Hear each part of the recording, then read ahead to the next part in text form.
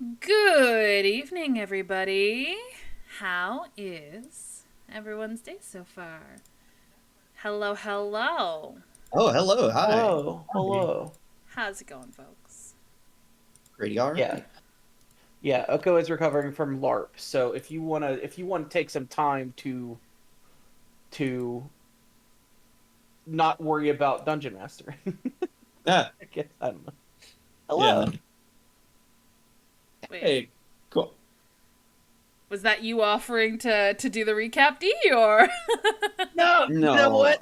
Sure. No, I was just talking about what you were talking about yesterday about how a lot of it might just be us hanging out and interacting with each other, and maybe some other stuff that I will not spoil for the stream. Yeah. I mean, we know where we're going, right? I mean, Damien vaguely, doesn't. Yeah, Buddy doesn't. yes. Yeah, no, I mean, what you walked into there was, D basically laying down, oh, Hi, Mia. last session. We are live, just let you know, Oh, Mia. hello. Buddy, why don't you take it away? What did we do last session? Buddy wasn't Well, here! What? No, that's not true. That's not true. Buddy was here. I was here in spirit. Yeah. Um, As a but no. ghost. I saw you. Woo! No, that was a specific thing. If I was a ghost, you wouldn't see me. Oh, Uh, yeah, that's spooky. yeah. Well, yeah, it's a spooky ghost. What, you expect me to be bad at my job? I go all through all the bother of coming back from the dead to just be bad at it? You know what? That's fair. Also, hello. And of course, I'm Uh, not uh, getting. I'm not getting dice to show up again. And Please do fucking not hope ask for me to me. recap. I am bad at it, and also bad at it. Yeah. I have merely informed Buddy that we spent a good chunk of last session throwing hands with his colleague. I forgot about His Big colleague Ashram. Evil Plant. Oh yes. So yeah, I'll be 100% honest. Between LARP brain and not doing this for a while, because of tooth pain, hmm. I don't 100% remember what happened last time, other than you guys fighting the Death Blossom. If I remember correctly, You guys are definitely uh, in front of the cave entrance to Aristos's ruins, because I very, very plainly Yeah. said that. I do remember that part.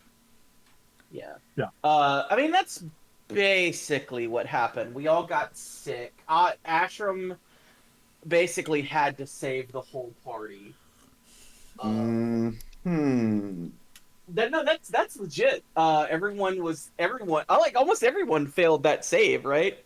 And we're all like Yeah. knocked out. Yeah, I think a lot of people did And fail the Fucking Constitution DC save. 12 and none of us could make it. Yeah. yeah, so that's why Big Ashram was on the field because Ashram became gorilla and beat monster to death with fist and punch. So, Uh, Gorgia. yeah, that's so all. we left from Inesboro. Uh, we got a little bit lost because Pin was. Yes. I forgot that part. Oh, did Right. was last week beefing with the eye,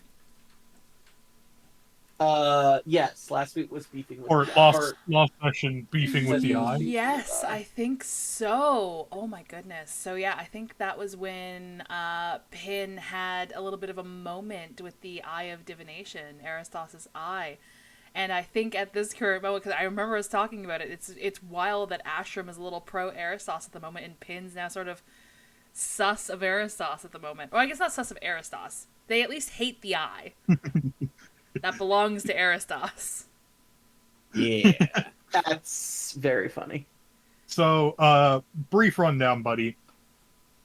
Jonas had a chat with Cece where Jonas explained that the eye tried to tempt him, and Cece, well, I'm glad you had the eye because I don't think because I feel like you're least likely of any of us to actually fall for that shit.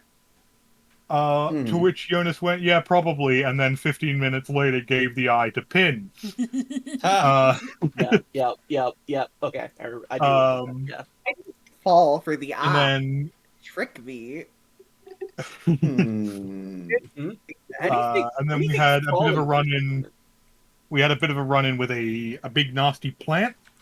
The plant was bringing back zombies and smelled terrible, fucking corpse flower. Real stinky.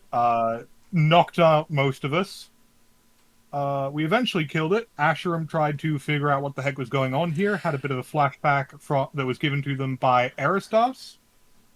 It was established that this was once a lovely town, that a necromancer came, wrecked the place, and that the residual necrotic energies have been, or have had an adverse effect on the surrounding environment. It's bad. It's not great. Yeah. Hmm. So that is my zero notes brief rundown of the last session, because I our note think taker is at the hospital. That night is when Pin decided to try to tempt the eye. And most notably, they had the eye in a glass jar, and no matter how they turned the jar, the eye was focused, staring directly at them. I remember describing that they were getting the sensation of almost attunement, but they know that they weren't attuning to the eye. It was almost like the eye was attuning to them. And then when they finally went to sleep with the eye next to them on their pillow in their bunk, they were greeted by a vision of themselves. But instead of the broken eye that they currently have, that eye was replaced with the Aristos eye. And basically they just had a conversation with this depiction of the Eye of Divination, where the eye was just like, I can make you better, I can make you stronger, I can help you get the other parts of Aristos. And Pin was just like, maybe no. And then it said something that just sent Pin over the edge. I can't remember. Oh, yeah, Pin was saying, I don't like your face, you have that evil look in your eye. And then the entity was just like, I don't know what you're talking about. I share your face at the moment. Right. Yeah, I'm just giving back the energy I'm given. And yeah, I said something like, I'm just giving back the energy you're giving. And Pin took that as being accused of being like the people who ran the orphanage. Yes. And yeah, so they woke up and threw the glass vial, shattering it in the hallway. So there's glass and a fucking eye rolling down the hallway, waking everybody up.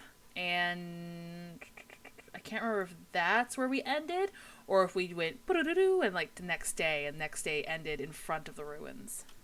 I think you specifically said we were gonna be ending in front of the ruins. I believe that was the eventual goal. Okay. But the eye is currently in either like a leather pouch of Jonas's that it can't see out of, or it got put in like a little trunk thing upstairs. I forget. It got put in a trunk upstairs. On the but roof? If you want to hold the eye trunk, yeah, you can hold it. Okay. Did we establish how long it had been between that point and us getting to the ruins, though? Because if it was a couple more days, that would get rid of a couple more of my exhaustion levels. We estimated that it was a 3-day trip when we had both oxen. So we estimated that it would be 4 or 5. Yeah. We'll call it 4. We didn't establish an exact. Okay. So I was at... I think you only have like 1 level of exhaustion now, yeah? I believe that is correct. Yes, because 6 will kill you. I was at 5. So, okay. Where are my levels of exhaustion? I don't see the option. Oh, okay. Here it is. Yeah. All right. Okay. So, did you have any questions, buddy, for Damien? Like, especially with like the Death Blossom and whatnot, or the Death Flower? I mean, in reality, yeah, Damien would have had a field day with the amount of independent research because, I mean,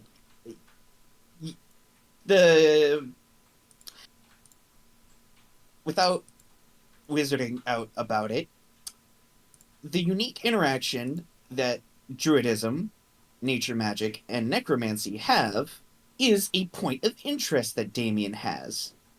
Um, so yeah, had I been there, yeah, probably, but at this point, I'm by and large, no, I do not have any pertinent questions that need answered. Okay, okay. I will say, interestingly enough for Damien, if I remember correctly, when the Deathflower deployed undead, I described it as you would watch skeletons sort of entangled in this organic mass of like the death like blossom, like in its root ball. They would sort of sink further into the root ball itself, and it would either use those bodies to heal itself, or those would traverse beneath the ground, and then like on the next turn, I think it was, they would rise up and sort of like climb out of the ground and use like roots and other plant matter and whatnot to sort of like fill in gaps of the skeleton. Okay. Well, all right. I will try to restrict myself. It's only like two at most. One, the big one. Damien, with his expertise in necromancy, would he see this more as like the lingering spirits and their resentment exuding a will on the land? Or is this somehow necromancy has corrupted the natural spirit of the land and this is a manifestation of that? Ooh, roll me in Arcana. Okie I day. will, if it is all right, if I can, I will attempt to assist. Yeah, Since we're coming I in a will. daily. I'll let you Yeah. assist because of the haunting visions. Thank you, thank you. Yeah. Wow. Give you advantage. Pardon me. That was a 16. Yeah. So, from what you can surmise, is this might be more so just that deep accumulation of necrotic energy. Large accumulations of any school of magic, any type of energies, could leave a stain or an effect on the land. And you imagine that this large accumulation of necrotic energy is probably what interacted and culminated in this mass, in this root ball. Okay. Take that this root ball that could walk. You know. Okay. If that's the case, then Damien would be able to assume that no Joe Schmo necromancer would have been able to do this. This would have been somebody who either had a lot of power or had access to a ritual that could generate that power. Yeah, and this And is something then- presumably that has been festering for a few hundred For a or maybe while. 1,000 years, according to Ashram's haunting visions. Yeah. I'll say retroactively, Damien would have taken some samples of the dirt and local flora and fauna if he could. Okay, yeah, sure. I'll let you have. Um, I'll let you have that. Yeah. Other than that, I can't really think of anything too crazy, but I will just say, for point of reference, if it comes up in the future, Damien spent what free time he could analyzing the surrounding area and taking notes. Okay. Um, If you want, you can roll me an investigation. I will, just because I can't not, because it's like, oh wow, okay. Another 16. Right. Upon looking around and trying to do a little bit of a deeper search, you come across the remnants of what could have been like a stone foundation for a house, buried deep under vines and moss. This has been grown over for quite some time, suggesting that the passage of time here might be closer to 1,000, if not over. And you said what happened here was under the side of 1,000? With this You said- investigation, you're suspecting it's more than 1,000. With all of the information you have present. But okay, an odd question. So again, I'm effectively looking at the entrance to a stone building with some kind of cellar of which, right? Mm-hmm. Okay. This stone building, does it more or less match up with the Or architecture or remnants of architecture? stone foundation. Stone foundation, excuse me. Yes. So basically, the eroded, crumbled away remnants of a stone platform in which theoretically a wooden house would have once sat upon. Okay. But the hatch door or what have you No means to door. this basement. No door, it's just yawning portal. Not a yawning Like, portal. Just an accumulation of rocks, suspiciously okay. square shaped. Okay, alright. Then this suspiciously square-shaped patch of land, I will more or less do my best to, because yeah, he will do what he can to kind of move things around, separate whatever foliage if he can discern distinct shapes, as he is endeavoring to find something that he can use to either date this place or at a later date, effectively see what he can find out about this. But yes, if he has found this foundation and there is a peculiar patch of vinery, he will do his best to dissuade that vinery from persisting where it is. Do you have Uh, any skill that would lend into archaeology?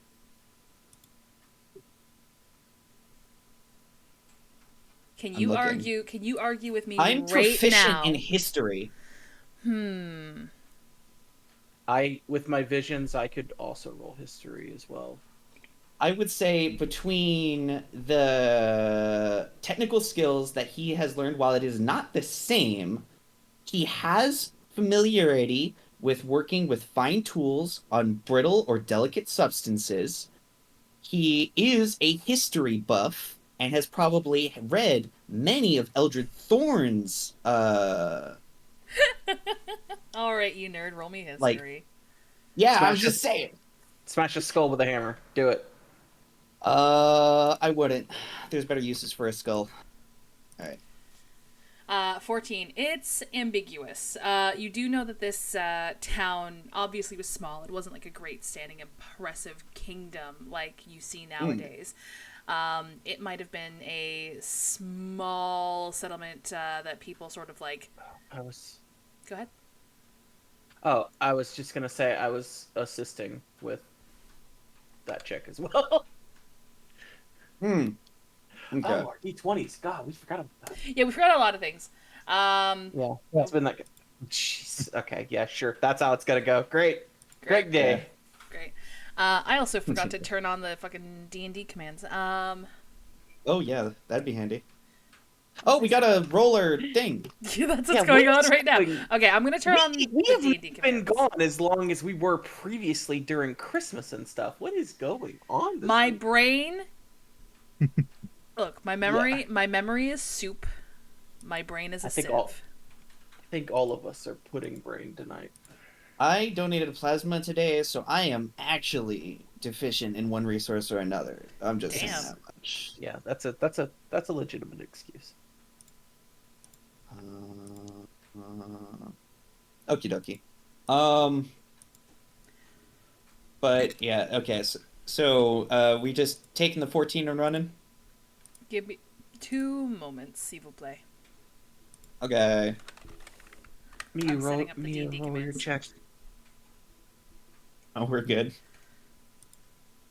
I just had to bite down on the smartass remark to start going 1 Mississippi, 2 Mississippi.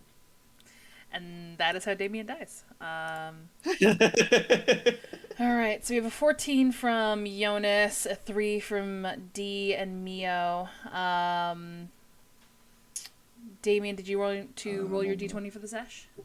Yes, I am rolling it under Buddy just so because we're getting into this one just to differentiate. Bada boom. Okay. Alright, looks like Hex has the D10 to give to somebody during this session. Sick. But yes, with your keen and particular interests and being an absolute fucking nerd, you know that, again, this is a small settlement. It was probably only a few buildings strong. Probably just a accumulation of people probably displaced from other kingdoms. You suspect that this was roughly between 1,000 to 2,000 years ago. But there is unfortunately not much more to glean from that, as this town has never been on any maps you've ever read or any books you've ever read. This might, well, potentially an unrelated question, but maybe not. How long has the nation of Vermont been around?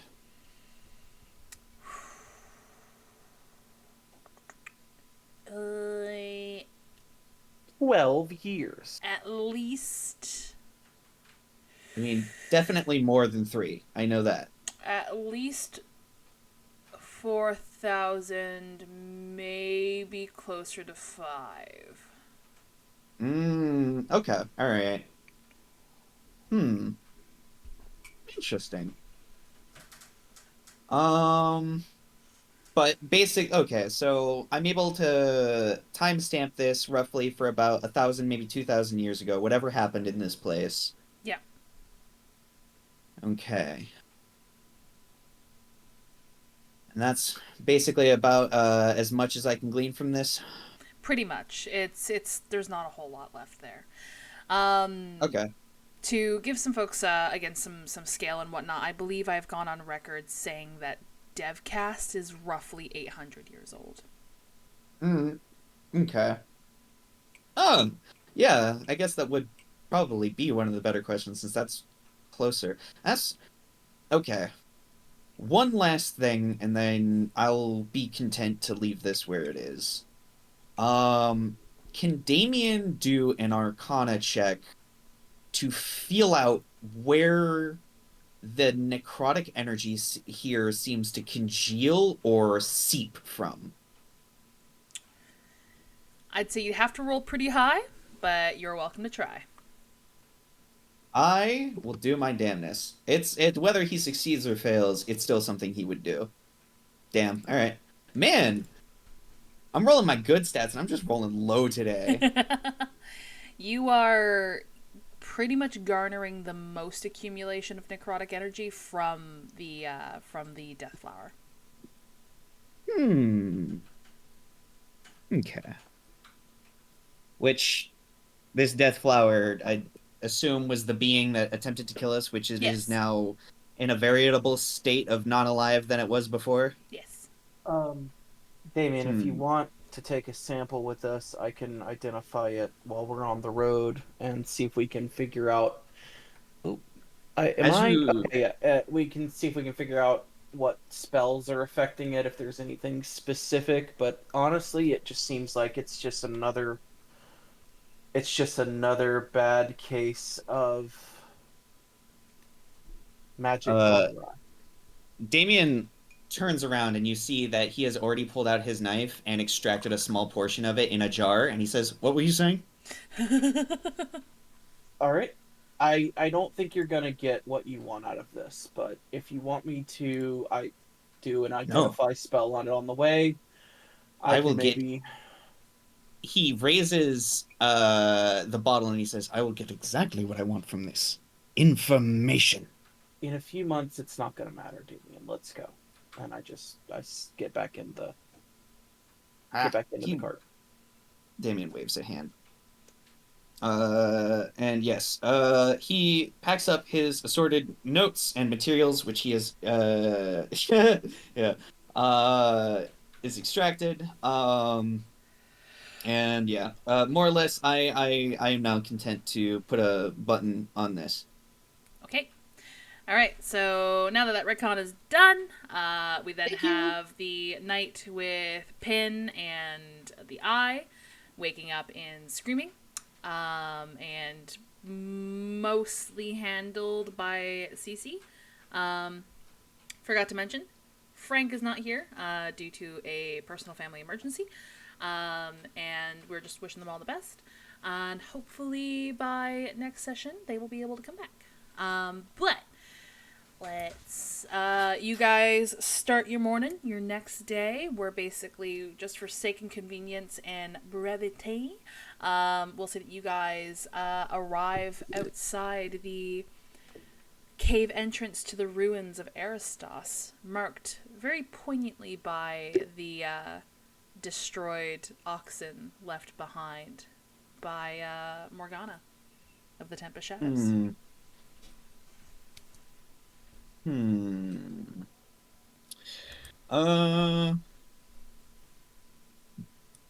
Damien does his best, similar to how when he had collected himself, when he was going to meet, I don't want to say Inquisitor, but my brain gives the same amount of gravity to the individual's power and rank. Back in, not Devcast, smaller town. Ainsborough, thank you. Jiminy Crickets. I need to start putting, like, sticky notes on my monitor when I play this game. So sorry, what about the Inquisitors? What Inquisitors? Well, not Inquisitor. It's just like the same. That term has the same gravity in my head as the individual I spoke to there. Oh yes, the oh fuck, what rank did I give him? High Commander sounds right. Yeah. Something like that. Yeah, it's something lofty, semi-foreboding. You can tell it has authority. That being said, I believe both Frank and Jonas. No, was it Frank and Jonas? Two of you guys scried on Theomend. Oh my god. Paranoid dweebs. Yes, and that being said, his presence is not felt within a radius of you. Okay. I did not scry. I just put up a bunch of birds. That's to what it was. Keep out Find my eyes familiar. or anything. You pay the local they were pigeon flying mafia? fish, but Okay, alright. We threw up a bunch of birds. Pigeon Mafia! Threw up a bunch of birds Yeah. to locate him. They immediately get sucked into a jet engine. That's just how it goes. The age-old curse. Birds into jet engine. I have a variation of Find Familiar called Flock of Familiars, which is more temporary but gives me a bunch of. That's cool. Very bright for not very long. Well, that's good. But basically, in the same way that he put on all of his regalia, all of the sentimental bits and bobs that kind of denote his station and are a part of what is considered to be the, not so official, but just part of what is traditional for Death Shepherds to wear.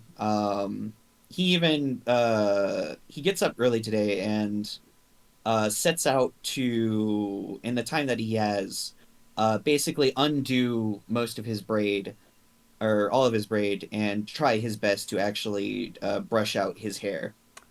Which, when the braid is undone, his hair falls, I'm gonna say, almost past his knees just a little bit.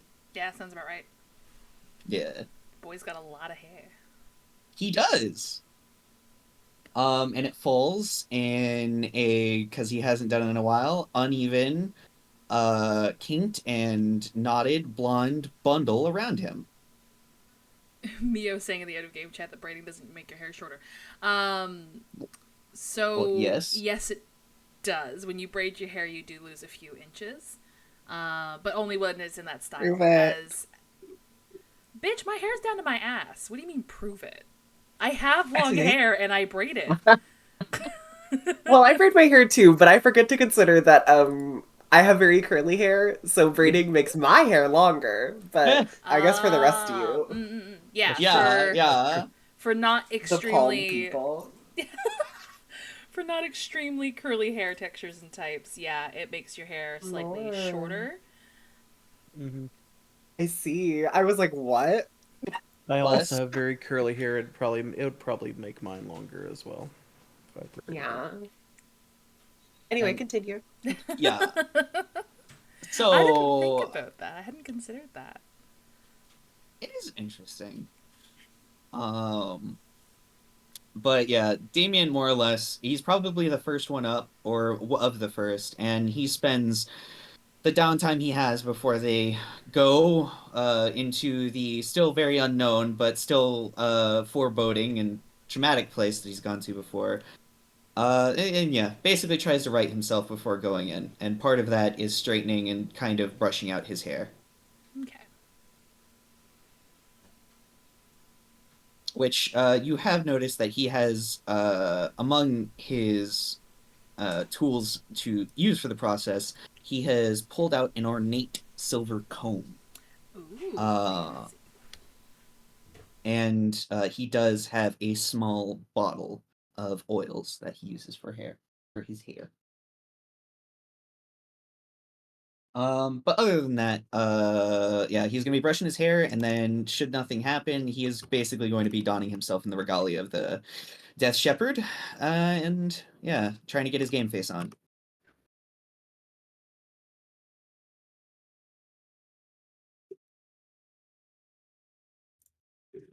Mm-hmm. Sorry, I was typing. No, Anybody no. else? Nope. Okay, cool. All right. What would Cece be doing? I guess Cece would probably be the one to volunteer to go up and get the eye, especially considering how much it affected Pin. So he would probably be the one to go up and get that. Of course, after you all have breakfast and whatnot. Yes. Uh. Hmm. All right. Do you guys go into the ruins immediately? Before people go in, Damien will just kind of try and halt people at the entrance just for a moment, because he does have something to say Okay. to the people at large. So he just kind of, as they're getting ready, he steps in front of everyone and just kind of holds out his hand in a waiting gesture. Cinematically, if this was a TV show, it would be shot to look like he was staring at the camera for a moment, but it would pan out to show the rest of the crew. I know this because I have a cinematic brain. But no. Point being, he looks to his party, and he says, "If you don't mind, I'd just like to say a couple words before we, well, head back in and I assume, speak with, well, the being that dwells below, once again. Uh, More or less, I would just like to say, at least personally, that. Oh, okay. Well, now this sounds bad. He waves his hand in front of his face. Sorry about this sort of thing. Long story short of it, I would just want you to know that if anything happens in there, I will do my best to help each of you. I advise all of us to be on our utmost caution as we don't know what to expect. And uh, he scratches the side of his head, uh, paces back and forward 2 paces. Blast. Um, I believe in us. We can do this.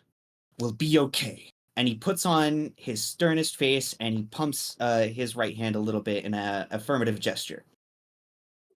To CC, Pin is going to sigh, like barf, like bleh.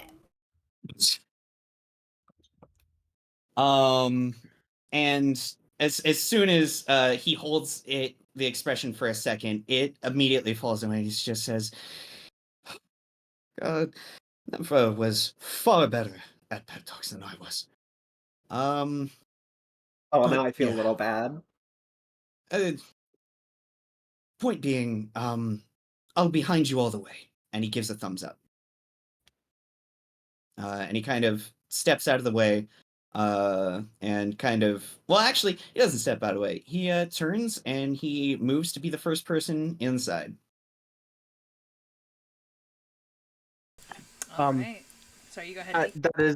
That was incredibly dramatic and wonderful. Can we back up a day? Girl, I swear to God, No, we literally had a whole day of retcon. I did remember that there was a thing that I've been talking to Mio about What? for a while. and I want to You have pull him? me. I want to pull Mio. Yes, I have. We've had that. We've had a conversation. Oh Mio, shit. Stein, and CC to the side. Okay, well, And I Frank's know. not here. Are you sure you want to have that We'll do. conversation We'll do. right We'll now? do. We'll do Frank. We'll do Frank's on the side. This is tactical stuff. This is not like No, we're not getting weird. We're getting tactical here. yeah. I think she meant for Oh, your safety. So yeah, well yeah, this is for like I wanna have a conversation about tactics, and I feel like it's important to have this with Penn outright instead of off to the side because it involves Stein, and I want to make sure that Penn is comfortable with what's about to happen. So I think for now, yeah, I'll just pull Penn to the side, and I will Penn and Stein and just one night while we're in the woods or whatever, um, and I'll sit Penn down on a log, and I'll sort of pace for a minute and say, "Listen, I've been doing some thinking about what is going to happen in the coming weeks, God. and Stein is wonderful, and I would like to help make him a bit more useful in a fight, if that's all right. And I wanted to demonstrate it for you when we're not actually in a fight, so that you know there's nothing wrong when it happens. You've seen me do it. I just want you to know that I can also do it for Stein. It is going to, like, in their brain, cycle through all of the 10 million spells they've seen you cast and try to figure out which one you're talking about. And I think, like, they're just gonna settle on, you know what? Why not? And just, Cool. without really saying anything, just, like, gesture for Stein to go stand next to you. And of course, he will greet you enthusiastically. I make sure there's plenty of room, and I say, Stein, if you would, I'm going to, if you would open up your chest for me. And I take out a small cocoon, and I toss it into his furnace, and I cast polymorph to turn Stein into the gorilla. Oh my god, the gorilla. So, Stein is now a gorilla. Is he like a metal gorilla? No, I mean it's just. I mean Metal gorilla. that's up to Oko. That would be whew. kind of slay, I think. So the way I normally do these things is with druids, specifically with wild shape and things like that. I like to imagine that the druid in like a quick wild shape will take on a form that still sort of reflects their humanoid form. So, like with Monica, for example, I often described the form that she takes on still has like the see-through celestial like limbs and things like that, or some black scales on the face, so on and so forth. The way I like to rule it, if you want to roll an Arcana beforehand, or I guess for druids it would be Wisdom. Wisdom's Arcana based, I think.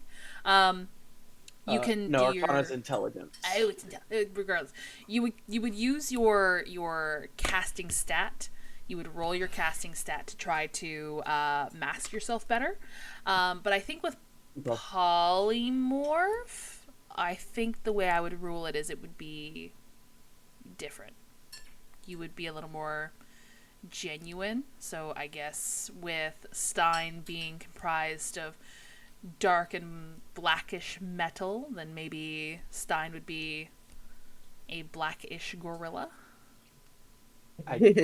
I just Question love mark? the idea that the first thing that changes is every metal part of his body just sprouts fur all at once. So it's just Oh. he Whoa. just poof. It's like a Yeah, this is fuzzy kind of body car. horror. And then there's like the creak of metal as he like enlarges to huge, and his arms sort of extend out, and like his little trapdoor for his little furnace shuts, and it like fuses together, and yeah, and he still has his little top hat. I like to think he's got his little hat. Yes. And yeah, it's Stein. It's Stein the gorilla. Um, so the way this works is that he now has uh his vitality has increased exponentially. He'll be able to tank hits for you more effectively. He's faster. He has a ranged attack that he can throw rocks, Sick. and his vitality does not merge with his own, meaning that any damage he takes in this form disappears when he reverts back. So, if he were to take enough damage to quote unquote kill him, he just goes back to being Stein, with all of the health that would entail. So, I can do this twice a day currently. I have some other stuff I'd like to save it for, so maybe only the one time. But also, just be aware, I can do this on any of you. So if you're in a bad spot, I can also make you like this if you want. If you really want me to. That's up to you though. I'll allow you to consider that. And you mentioned that last part in character. Yeah, absolutely. Okay. Then after Pin was sort of just nodding along to everything you were saying, I think in like abject awe of the fact that they never thought they would see a machine become organic like that. They've only seen the reverse. So I think when you mentioned that, they like blink and then ponder on it for a second, and they turn to you and they're like, "Do you think I would keep my horns if I was a gorilla?" And they'll sort of just like feel on their little metal bits. Could I potentially arcane polymorph to keep the horns? Like little bitty baby horns popping out of the head if I were to do this? Roll me a wizards or intelligence. Yes. Roll me intelligence. Okay.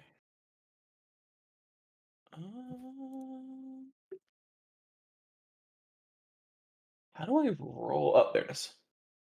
13.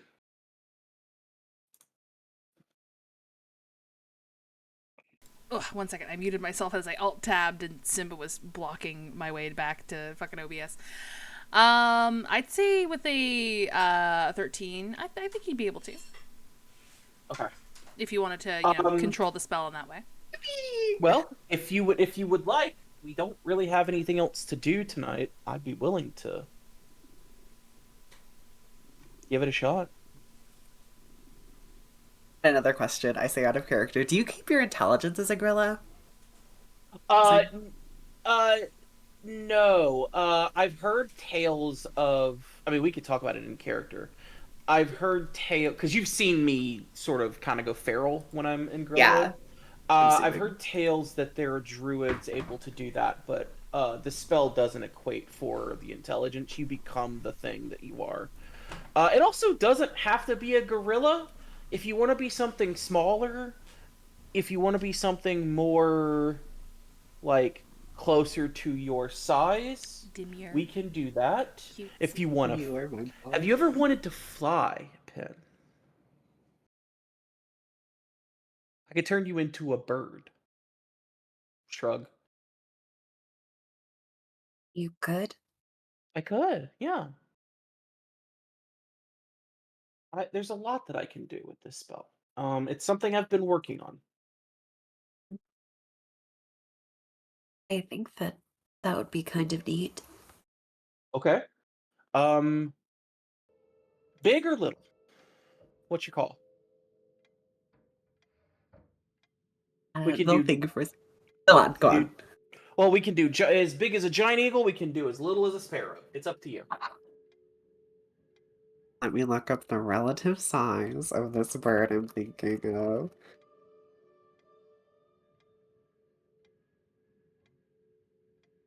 Turn you into a shoebill. Do the Yeah. Bird. do the fern thing. Yeah. Oh, Hex, you remember. Pin was going to ask to be turned into a mockingbird, so quite small actually. Okay. So I produce another cocoon. I have a lot of these. It's a little dried cocoon. And I will do some casting over it. As I do that, Pin does return back to, or sorry, Stein does return back to Stein form, because I can only concentrate on one at a time. And after it's done, I'll hand it to you. All you gotta do is put this in your mouth. You don't have to eat it, just under your tongue. Under your Oh, tongue. okay. Eat it. It has to be in your body. It has to be in your body when you. So it doesn't work if I eat it? It works if you eat it. I just didn't know if you wanted to eat it or not. They will do as you instruct, and just sort of like awkwardly stand there, like with the stupid ass cocoon under their tongue. And I think they're just like in their head, like, wow, if I could taste, this would probably be kind of disgusting.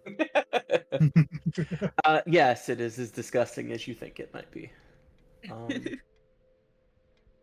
And yeah, and you just shoop down into a little mockingbird.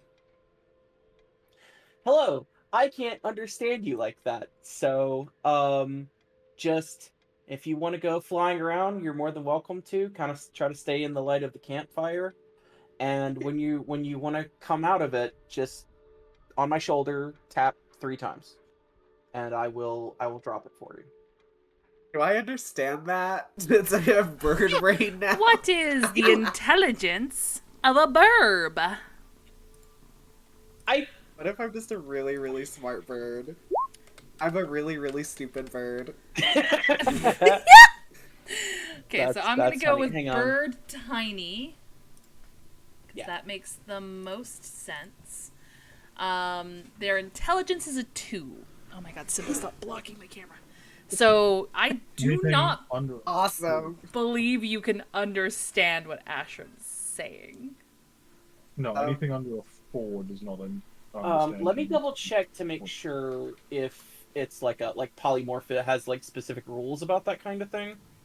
Because I know you don't keep your intelligence, but you might still keep your languages that you know. I'm just saying, Jester as a moth opted to eat curtains. Yeah, but Jester is So a very. Oh, you Jester know. would have eaten the curtains anyway. New form can be challenging. It retains its alignment and personality, that's something. So cover your eyes, Ashram, because Birdpin's gonna peck them the fuck out. Yeah. Yeah, I will be eating. I just remember that I don't like you. Just swing it with your hands. Oh, this is a mistake. This was a mistake. No, I think, since they're now a bird and you're like weirdly just talking at them, they would just sort of like do like the little bird hippity hoppy around and like check out the environment before I think they would just like Stein, seeing that Pin has now disappeared and turned into this little creature, he'll just like turn to them and do his signature like beeps of like confusion and surprise, and Pin will turn back to Stein and mimic the same beeps back at him, and then just fly onto his like hat and sit there for a minute. Just to be safe, I make sure that that Stein's little hatch door for his furnace is closed, so you don't immediately just right into the fucking light. Maybe not go in there. Hold on. Okay, I suppose I won't try to fly into the fire then. Oh my gods. And if you don't tap me, I will just keep an eye on you for an hour until you're ready, until this spell ends, and you come out of it. And they will not be tapping you at all for the remainder of that hour. You can't really tell, but they seem to enjoy being this little creature and spending time with Stein in a different form and flying about the forest and eating worms. Or whatever. Whatever the bird do. I'm going to do Whatever that thing does. I am going to do my best to follow you so you don't get lost, because I don't want you lost in the middle of the woods. I think Cece would also do that. And if things ever got dicey, technically, like, Pin's gear morphed into the new shape. So would locate objects still work? Because that's what Cece uses to find Pin when they run away. Aww. Theoretically, I would assume so. Theoretically, there is no indication that it wouldn't. Yeah. So yeah, if Pinbird gets a little too flighty, they can be tracked down. Yeah. Okay. I've learned. What I don't want to have happen is you're like 60 feet in the air, and then suddenly you're a robot being Ah. again, and you crash. Yeah, Yeah. and you can't catch me because I weigh 7 million pounds. I've now learned. I would just snap both my arms at the fucking elbows. Like Lego pieces, they just pop off.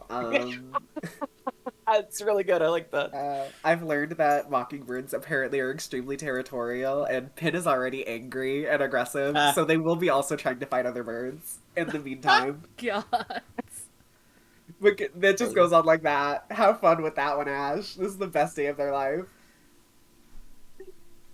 Amazing. You and Stein chase them around the forest. That's crazy. And then yeah, I think after all of that, there's a bit of time where Ashram is, I mean, watching Pin fly around, seeing the good that magic can do sometimes. He's not out of the funk. I don't think he ever fully will be. But there is a bit of time where he sort of forgets it, and he goes back to writing in his book and seeing the way Pin felt and the things that was going on with Pin, and like knowing Pin's history, is going to start working on a way to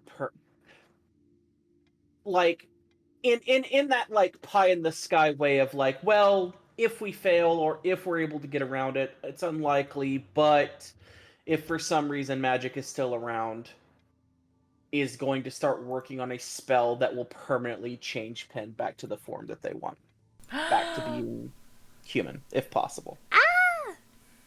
Maybe there's a spell that can do that. We'll have to talk about it, okay? Because How do you know someone isn't already developing one?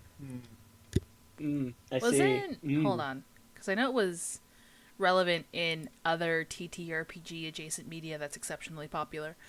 Yes. Not as cool as us. Don't start throwing around words Well- you can't take back, sir. Yeah. Oof. All right. There is a spell that I know of in a different book that will do this exact thing, and as far as I'm aware, it doesn't exist here. But that doesn't mean Ashram can't invent it. We'll talk about it. Yeah. All right.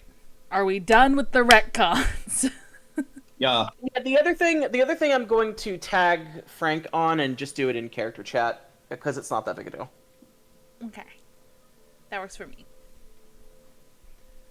But we are good. Yeah. Yep. Okay.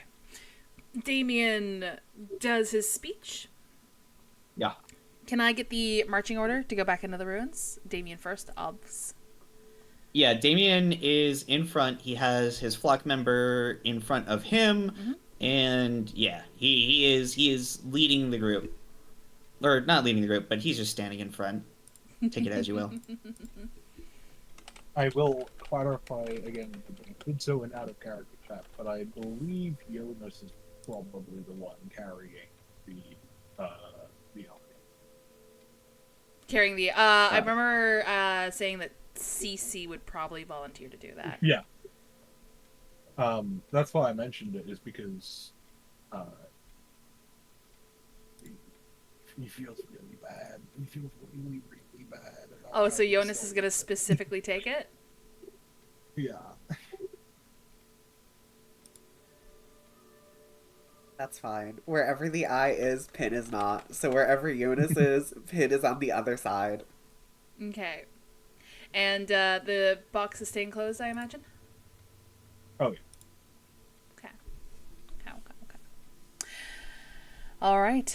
As you guys go in and the light of the sun leaves you as you guys are now going into this cliffside, into this mountainside, the only strands of light you see from the sun are where small holes from presumably the top of this mountain are that just sort of allow some sunlight into the ruins itself. You guys are up on that higher peak, overlooking deeper into this cavern. Looking again to the familiar bits of vegetation, small pools of water, just basically anything that was able to come in from the small holes above you, and survive with the sunlight from the small holes above you. You guys, I think, shaped Earth in order to repair the pathway down. Yeah, that Because sounds that was right. the only way we could get Stein down. Yeah. Yep. So you guys are able to follow that familiar path back down. It's a bit of an interesting sensation. I'm not going to say all of you feel this. I'm just going to let you guys decide whomever feels this. As you walk deeper and deeper into these ruins, returning to the place, the altar, Aristos's domain, where you guys first encountered him, there's almost a lingering sensation of hesitance, anxiety, maybe a little bit of dread, as memories flock from your first encounter. You guys have been very vocal on your opinions of Aristos and this mission he's bequeathed you. And you're not entirely sure all of what he's heard. Can he truly look over you guys with the little bits, the little sparks of himself he's placed in all of you? It's hard to say. A lot of you have opinions on this meeting. A lot of you have goals that you wish to achieve during this meeting. But I think, for the most part, all of you want to ensure that you make it out alive. Yeah. There's an uncomfortable stillness in the air that wasn't present last time. You previously would hear sounds of things, living in this cavern, or calls from birds from the surface world above that again would echo down through those open holes. But there is nothing except for the occasional drip of water from the stalactites down to the shallow pools that you guys walk along.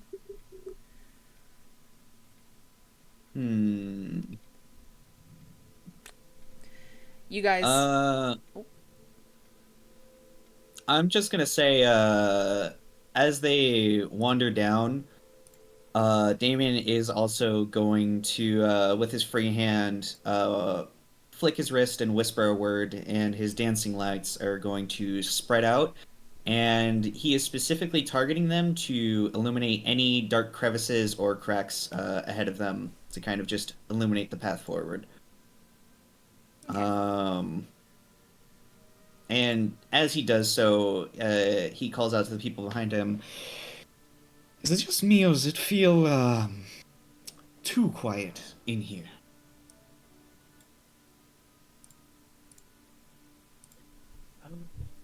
It's not great. It, So it's you been started like this talking, the yeah. whole damn forest. Well, yes. It's just a little disconcerting. That's all. Cece and I noticed it pretty much as soon as we left Dinesburg. Really? The woods were still quiet.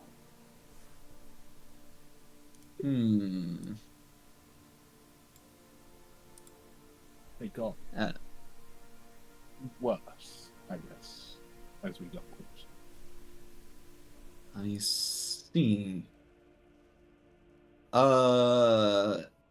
Oko, do I feel anything particularly pervasive? Sorry, I tried putting on my audio track listed as Mysterious Grotto, but that sounded too intense for the vibe I wanted. Sorry, what was the question? Is there anything with my wizard senses that I find particularly pervasive in the atmosphere here? Anyone who's magically inclined, if you wish to roll me an Arcana, you're welcome to. Dog. So basically, the entire cast. Oh, I'm magically inclined. That's crazy that I'm like that. Does it count if it's magic with the C? Wait, is my magic with the C or magic with the Also, K? I think magic Oko, with I'm a letting C, you know. technically. Yeah, Oh, okay, artifice so that's is fine. very, very magic with a C. Buddy, what are you letting me know? I'm letting you know that my modifier did change because the thing I put the expertise in was Arcana. Sounds good. Wow, look at that. Okay. That's a 27. Thanks. Kiss my ass! Oh, Damien. Right?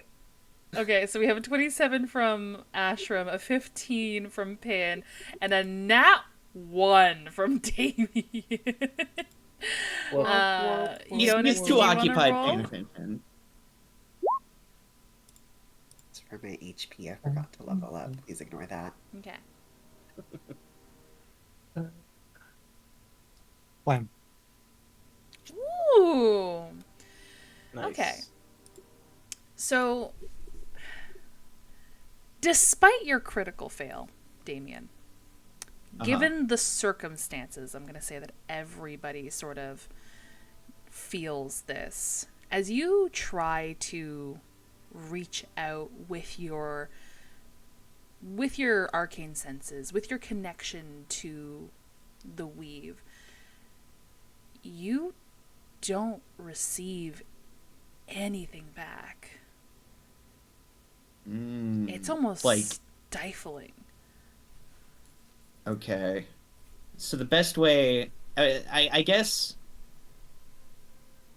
is it nothing or is it an emptiness? A void where, like, something void. should be. Okay. Out of curiosity, Yes. is it similarly messing with my dark vision? Your dark vision is granted to you with your It's racial. devil. Sorry. It's a warlock. Oh, warlock invocation. Yeah. Given the circumstances, I'm gonna say yes. I'm gonna say you still have it, but it's not as clear as it should be. Okay.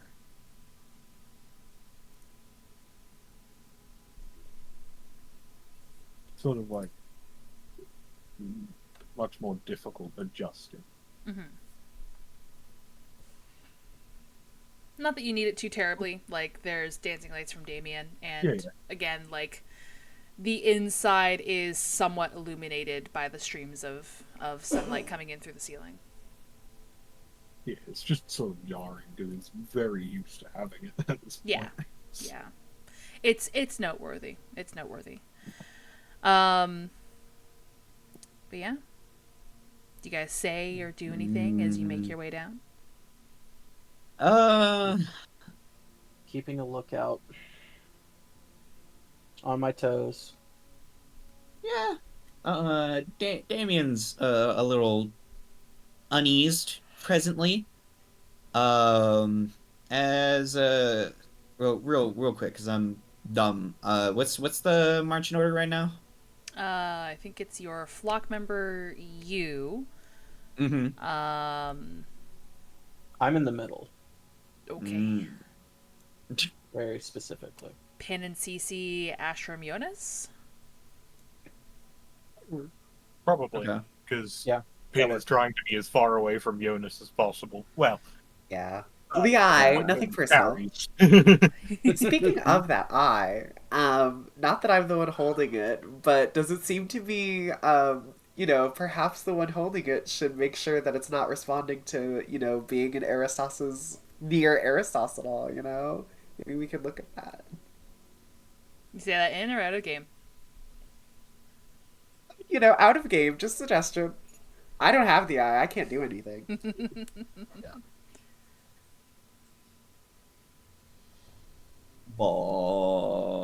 Yeah, no, Damien's more so just kind of he is staying silent for the specific task of he's trying to listen for something else. Anything.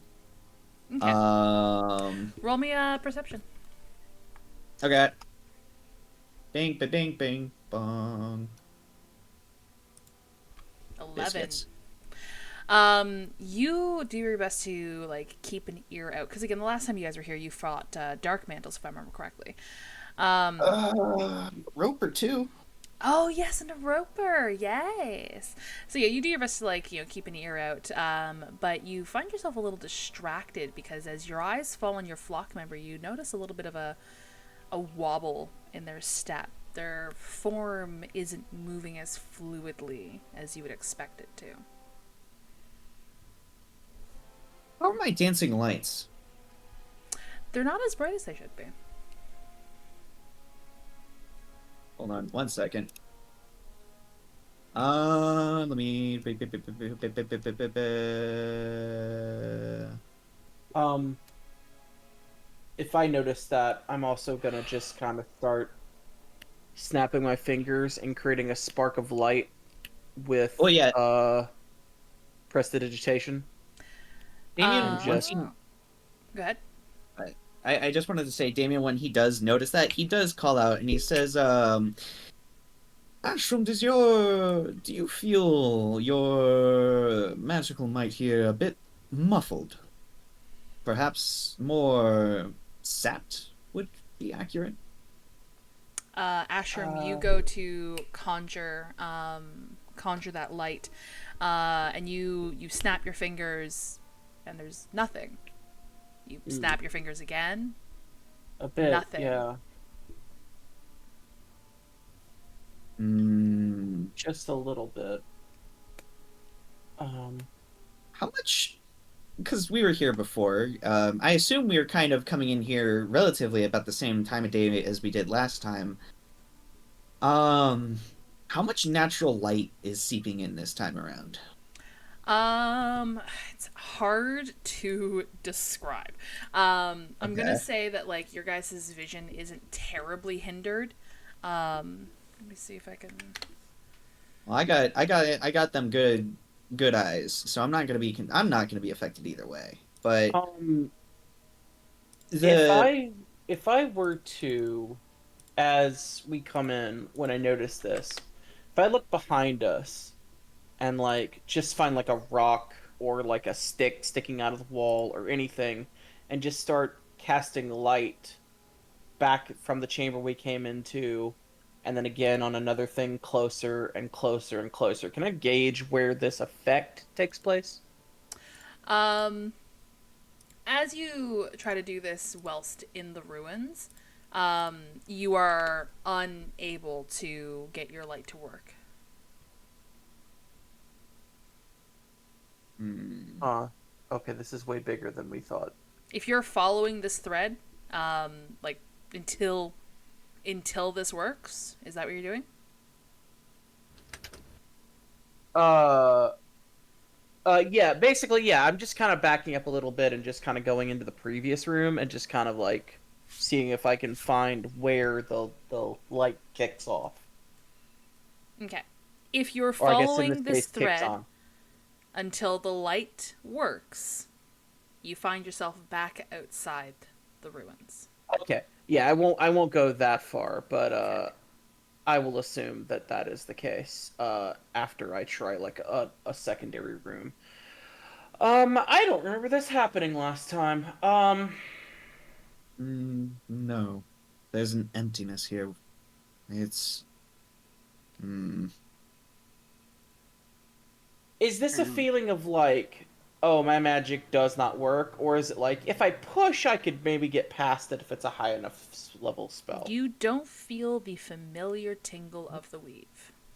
Well, shit, 10 bricks. Okay, that's bad for us. all right. Though I guess if we're here to talk, it's probably fine. Ugh. I have a question. What's up? Since I'm not since Stein is a construct animated by artificer shit, which is not just science but also magic, does he work less here at all? Stein is moving a little slower than usual, but much like Damien's flock member, he is still Yeah, functioning. okay. His tummy not as warm. No. Okay, awful news. Oh, Pin's eyes would also be getting dimmer as they step closer into the cavern. Then Yeah. Mhm. All right. Peepers aren't as bright as normal. You That's guys come across the familiar shallowed well basin with the depiction of the two hands holding the bleeding heart tiled on the bottom there. And make your way towards I think it was a waterfall that you guys would have to walk through. Yeah. Mm. When they get to the base, Damien has his flock member with it so uneasy on its feet. Probably find a spot on the stairs or a semi-comfortable looking position somewhere around and have it basically sitting basically resting as best as he is able to get it. But he won't be taking it into the chamber with him. Okay. Do we want to light some torches before going in? I wouldn't recommend Like- lighting I think torches about it. before going through a Yeah. waterfall. Yeah, Damien was about to turn and say, light torches before stepping through water. Well, I mean, we need the light, right? We can get around the waterfall, right? Like, put something over the torch and go through. can just- Like, Light them when we go inside? do you have a tinderbox? On me, no. Because I can create a bonfire outside, but I can't create a bonfire inside. It's... there's 10 million ways we can light a stupid torch. Can we just go through the waterfall now? That's fair. Yeah. All right. Damien walks up to it and then freezes right before... Oh. What the hell just happened? I think We have Hex lost- just We have lost vanished. Jonas. hello? We have lost. Hello. We have lost Theonis. Yeah. LOL. They say They laptop Okay. ultra crashed. Hell yeah. Hey. Okay. Okay. So you, Damien, pauses before the waterfall. Why? Well, yeah, he steps up and then freezes right before it, and, for those paying attention, yeah, even though he is a fair individual, you can tell that he grows a few shades paler standing in front of, the entrance to the chamber, concealed behind the waterfall. And yeah, he seems to just be stuck there for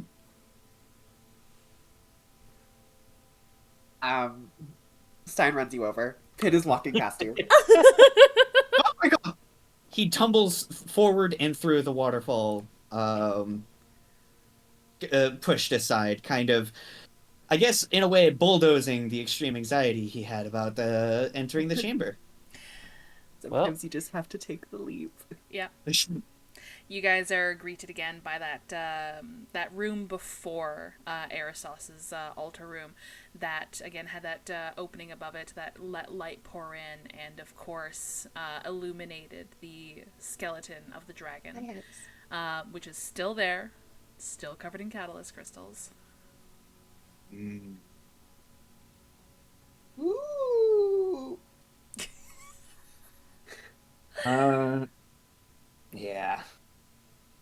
You Damien guys, stumbled. I think Jared's starting to fall asleep on the couch behind me. I'm gonna have to go wake him up. So, Uh-oh. because I'm gonna need him in like Okay. 2 seconds. So you guys, Yeah, you guys yeah. RP. I'm gonna just BRB. Okay. Okay. Damien drags himself up off the floor and he says, "You could have given me like some warning. I was trying to prepare myself. This is..." Well, it seemed like you were having a moment. I didn't want to interrupt. He gives you a flat look for a second. And he says, suppose I can see that. Well, I mean, in all fairness, last time we came here, I died twice. I'm more than a little nervous. Oh, Not a great place to yeah. be. Um, Well, the last time we were here, we weren't aligned with Aristos. So I'm sure he wouldn't let anything bad happen to us now. We just have to keep walking. I You? find what I have been able to analyze upon entering this place to unsettle my conviction that things will go, well, um, without a hitch. I'm I'm sure it will be fine. We just take it a bit at a time. And you see Ashram's face is pale. His hands are not shaking, but he's just kind of moving his hands in a way he doesn't normally do, and his teeth are chattering. He is absolutely terrified. Oh, sorry to interrupt, Oko. No, no, no. You go ahead. You guys are more important. It's Oh. okay.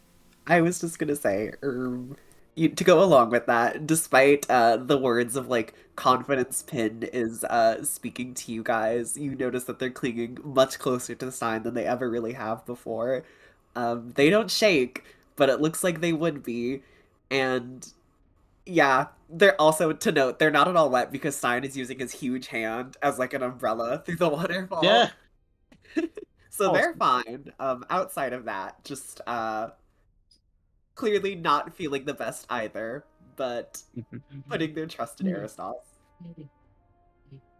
Uh, on a weird side tangent, because Damien can't stop the way his brain works. When he acknowledges the amount of copious fear set place by this environment, he does find his eyes drawn to Jonas for maybe some not so subtle observation. Ooh. Jonas looks completely unaffected. Mm. I mean, his eyes are like wider than you've ever seen them, I didn't think that. but he seems generally unbothered with the situation. Either that or he's got a very good poker face. Hmm. Well, it's not like Damien, gives a weird side eye or a glare of suspicion, but he does note that somewhere in his mental archive that the influence from the Ravenous was still here enough to at least, I don't know, maybe Jonas is just better at handling fear. Maybe. Maybe. I don't think we've ever seen Unlikely. Jonas actually be bothered. I think the bothering is all us. Baby Jer jump scare. Baby Jer jump scare. Put Jer in Cece's spot. No, I'm gonna keep him here. I'm not gonna have him take CC's spot. All right. Yeah. As you guys push past the room before Aristos is with the dragon skeleton in it, and make your way to Aristos's proper altar room, I'm gonna switch things here. Where is it? There it is. There we go. At first, you guys don't particularly see anything. Seems like the empty room.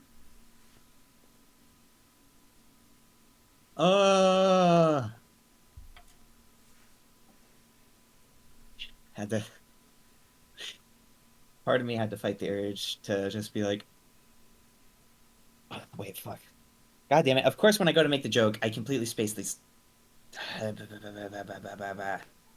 was gonna make a Dormammu, we've come to Dwargen joke, but that's just run flat. Okay. Thank you. I clap anyway. Thank you. Yeah, Damien more or less just comes in and if nobody else speaks up and he says, "We're here." Jonas, you're the one holding the box of the eye, right? Yeah. You feel a vibration through your fingers as you're holding this box in front of you, and that gives you the indication to sort of focus on the box for a moment. As you do, you start hearing the sound of almost like a marble rolling around in that box.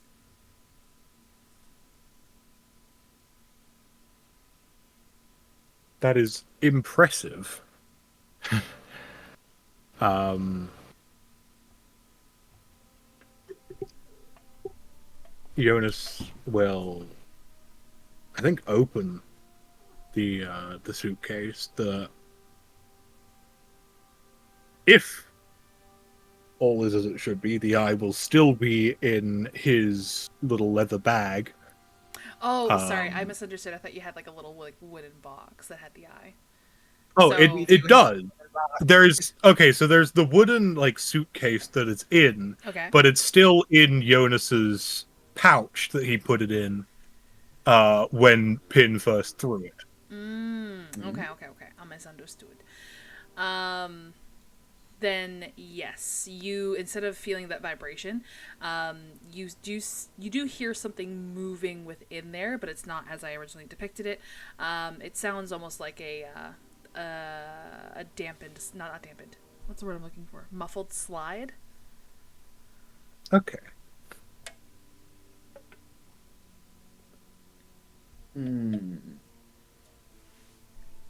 You know, maybe they're not I don't know home. why, but your characters react. Your Grem is moving, but I don't hear anything coming from you. Oh, there should be Not no Delilah. there should Oh, be there no we go. noise. Never mind. Never mind. Well, that's False because alarm. I was not talking. I don't False know why. alarm. Ooh. Don't worry, there is somebody home. You hear a voice Oh, come from the. Honestly, it almost Sounds like it's coming from the bag that the eye is in. okay. We all hear that. Yeah, all right. Well, you have expressed your desire to speak, and thus we have presented ourselves. Good. I see that you have also returned with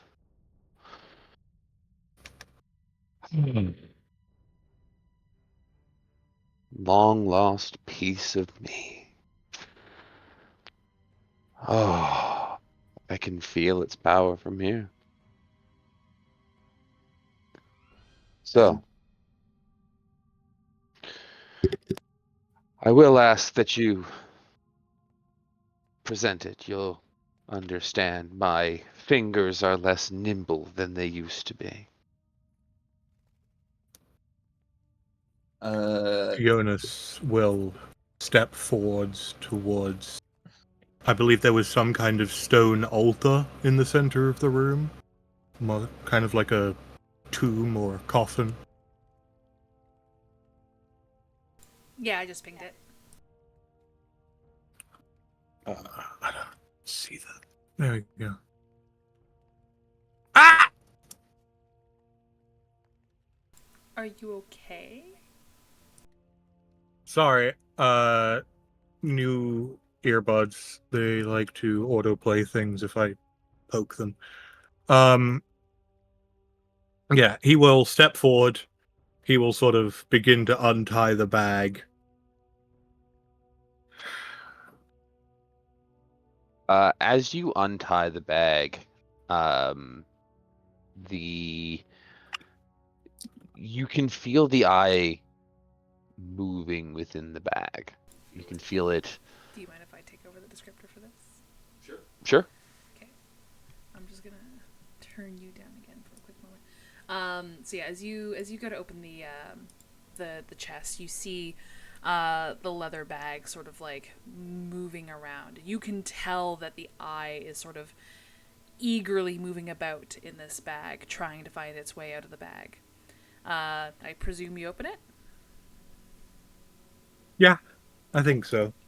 As you do, those who are around and not focused on the chest in the bag as Jonas is, you... Who's got... what's everyone's passive perceptions? I'm at a 50. I'm at a says whopping 11. Mine's gone up recently because of my feet. I'm at 16. 16. Okay, I'll just say You that fancy. everyone can see this. You guys watch and sort of hear dust scattered across this altar room, sort of moving, inching closer and closer to the space behind the altar that Jonas now stands on. As Jonas opens the chest, this energy almost seems a little more rampant, a little more, well, energized. And you watch as shadows come down from the wall and from the corners of this room and sweep towards this point behind the altar, coalescing upwards as Jonas, you watch as the marble eye sort of juts out of the leather bag that you've now opened and instantly goes over this altar and joins this accumulation of shadows, now taken a wispy, faintly distorted humanoid form. The eye itself affixes in what would be the head of the shadowy figure, and you watch as the eye sort of rotates and rolls around for a moment before its iris faces all of you, and you watch as the pupil sort of pins. You guys know what that means. The pupil itself sort of grows large and then grows small as it basically focuses on all of you.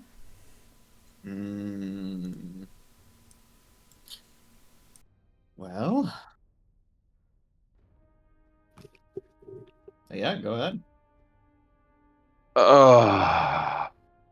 Thank you very much. Oh, I was really rather hoping that we could have gotten this far without the heavy-handed tactics, but here we are.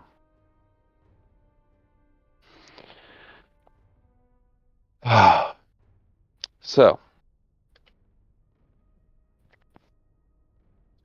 I mean, only so much you can do. up to this point, you have shown yourselves to be very capable.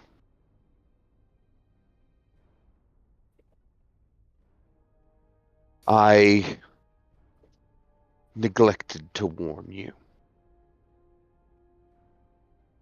Forgive me for not adequately informing you of the risks associated with your power.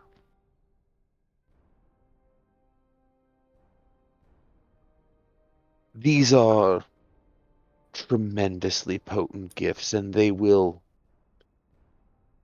consume you in order to power them. Unfortunately, because I am a sundered thing, I cannot properly fuel them.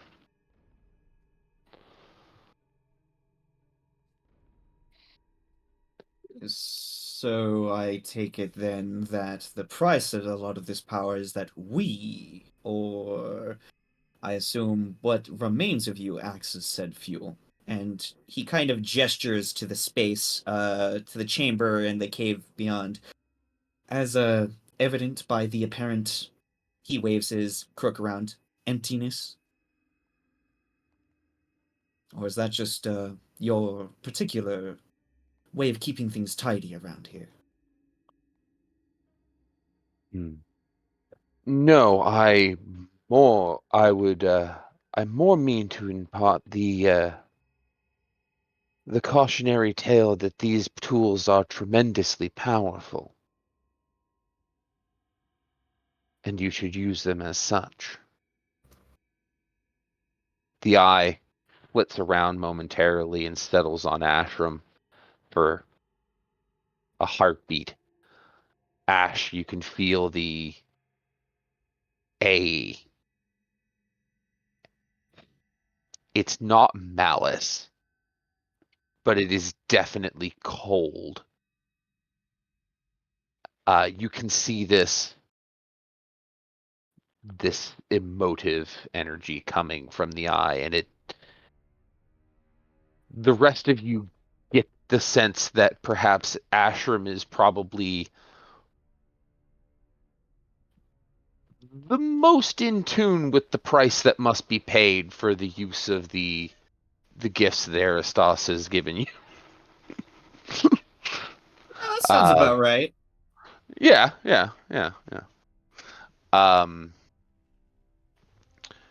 He says, to that end, however, as I have been restored, at least in part,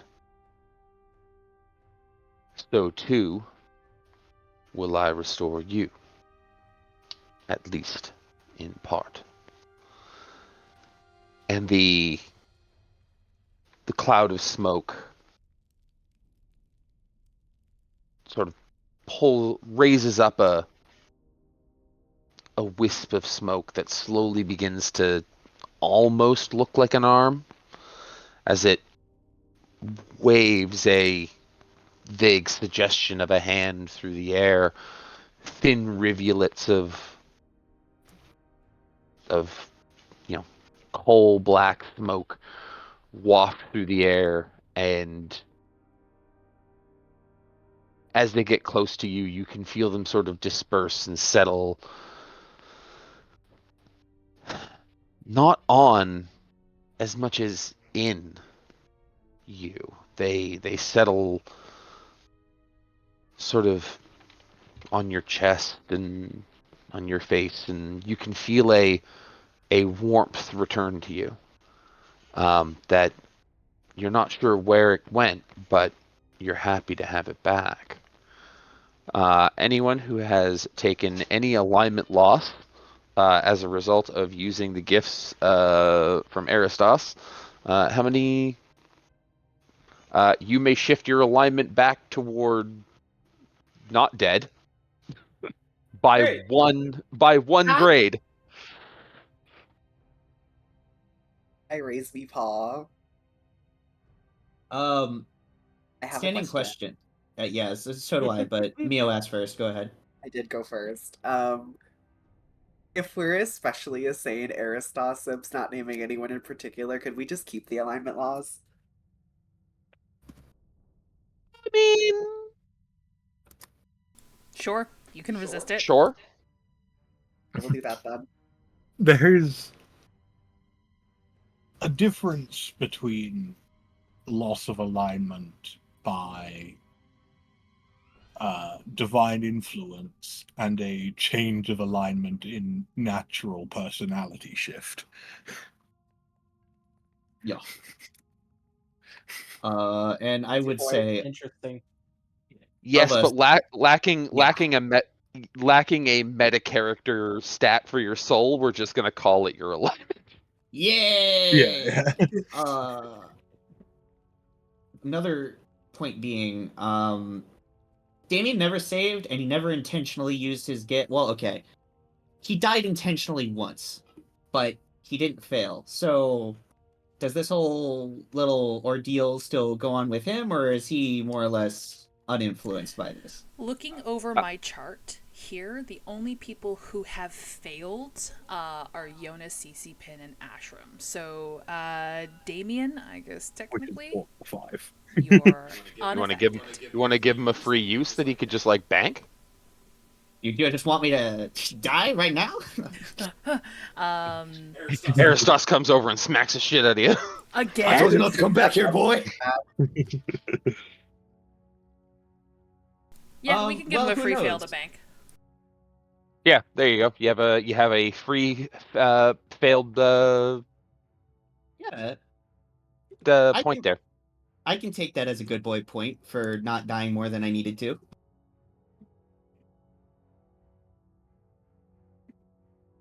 I'll jot that down on my my sheet somewhere.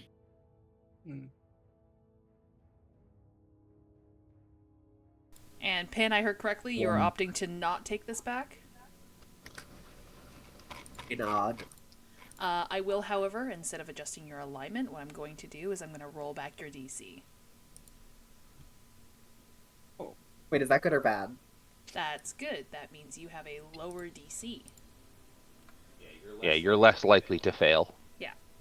I you skip and can, frolic. yeah, you can permanently take this alignment shift, but it just means that your DC for using the gift is now lower. Yippee-ki-yay, everyone. God is Yippee-ki-yay. good. Ah. Well, Right. Well, that's that business done. yes, indeed it is. Now, for the rest of me, as it were. There are other pieces, other artifacts, relics.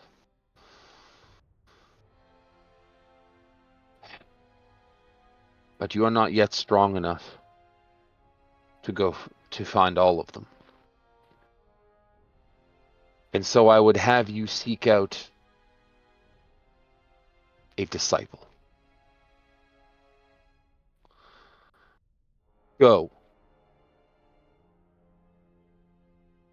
to the kingdom of magic by the sea. There you will find the collector. He will know.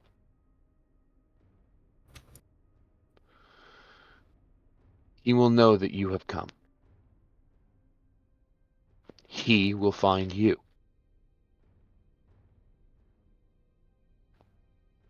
He will I make am. himself known to you. I only need you to go to Kelpsa and ask to see him.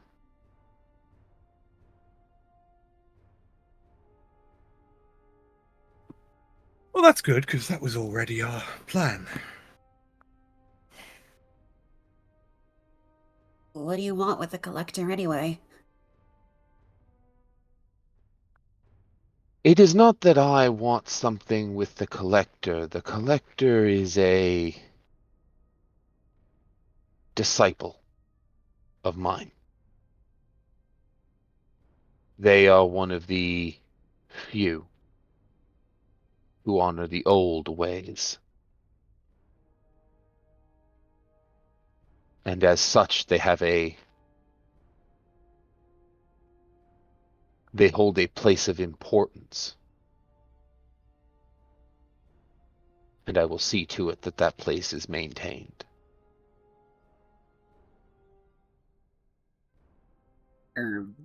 And will nod in understanding of what Aristos has said, but anyone who's noticing sees that they sort of like go and shift back behind like Stein a bit and like start to pout. Oh. They're not God's favorite princess anymore, apparently. Yeah, feels like shit. I just want her back.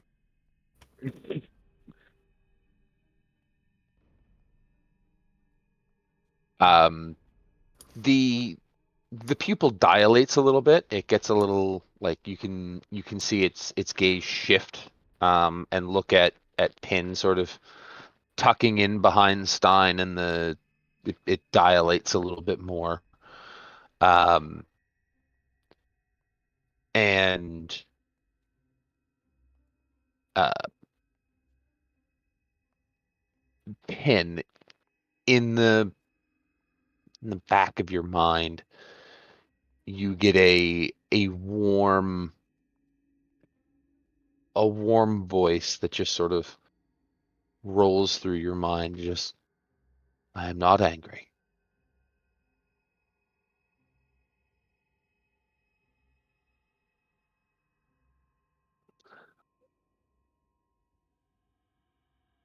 You know intrinsically who that voice belongs to. I needn't explain it to you, being He God's favorite princess. Um, kicked my feet. yeah. Just hearing that, I don't think they'll necessarily like respond. Because they're assuming that, oh, he probably knows I tried to kill the eye. My bad. So I think hearing that, they'll become a little less solemn and They won't, again, not like directly removing themselves from behind Stein, but they're returning more to his side. They're opening up a bit more. Okay. Stein Um, the eye flicks around a bit, and you see it sort of land on Jonas. I am just gonna run to the washroom, but obviously Jared's got this handled, so BRB.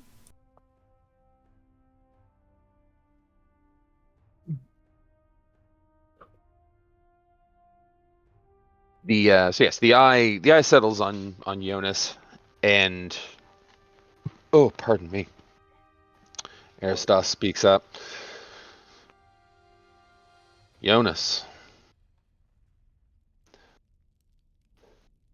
have you thought more on my offer of addressing your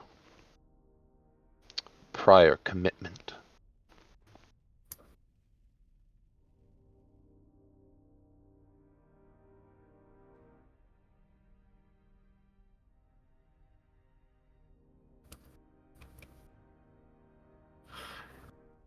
Jonas uh, sort of looks at the eye, looks down at what's become of his hand, his skin, his now growing tail.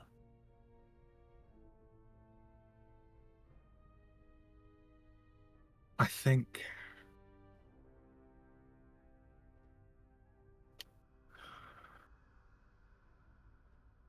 I'm in too deep now. There's a sort of comfort that all this brings to me now, and I don't.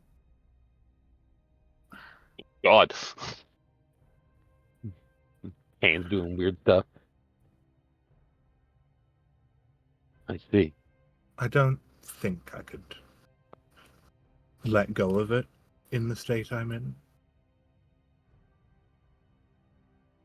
I will continue to serve the purpose you have set before me as best I can.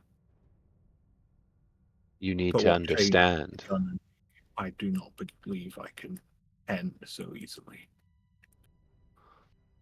You must understand that if you do intend to complete this quest,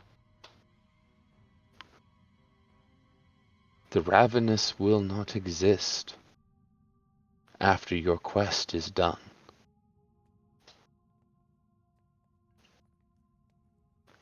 There will be no prior engagement. And it will happen quite abruptly.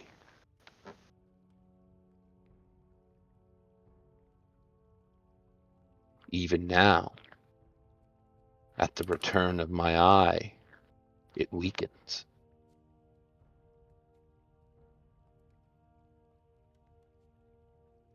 I have felt that.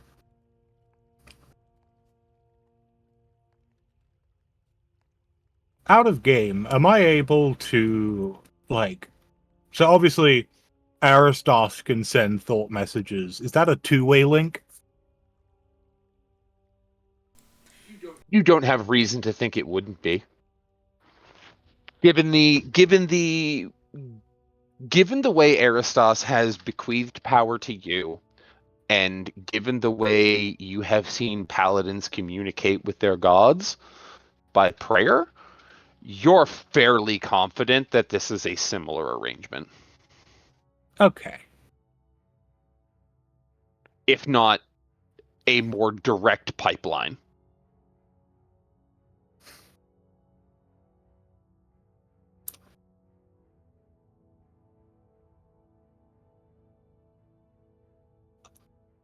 He sort of focuses his thought towards the Raven, or towards Aristos. I have seen versions of me that make it through this. I've seen the things other versions of me did to survive as far as we have gotten. And I admit I have no desire to survive this.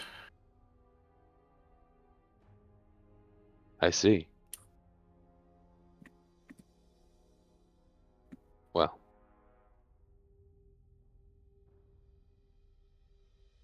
But despite, and he's saying this aloud again, despite my failings thus far, and I know I said this already to an aspect of you, but I am truly sorry for taking your eye.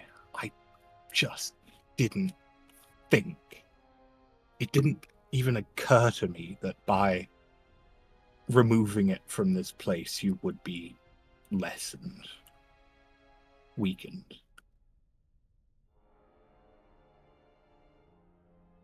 It hadn't seemed so much an insult to you when the very first thing I did with it was turn it into a weapon. power is, at the end of the day,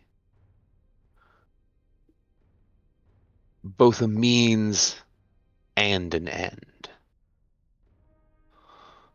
The object of power is more power.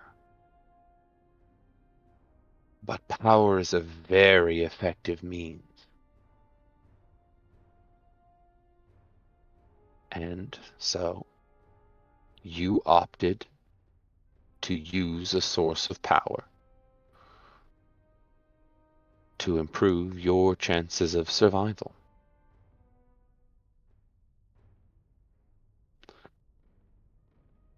So I guess what I'm trying to say is, despite that, I appreciate you offering me a way out. I just don't think I'm ready for That door will remain open so long as you wish it to. However, with this return of my missing abilities, there are some things that I must attend to. Pieces that must be moved, you understand? Right. Of course. That's all well and good. Guess big point of being is what do you plan to do should we succeed? I've already told you. Well, right, yeah, but The re- that's what the you've return of my body, the Mm-hmm. restoration of my will, and the Mm-hmm. stripping of the weave from those who were never meant to possess it. Right. I I was just kind of curious as if you had plans for after that. Yes, I do. Well, I mean, considering that we are effectively acting as extensions of yourself and your will in this case, whether it is willing or not, I would think that to a degree we would benefit from knowing exactly what it is that we're getting ourselves into here.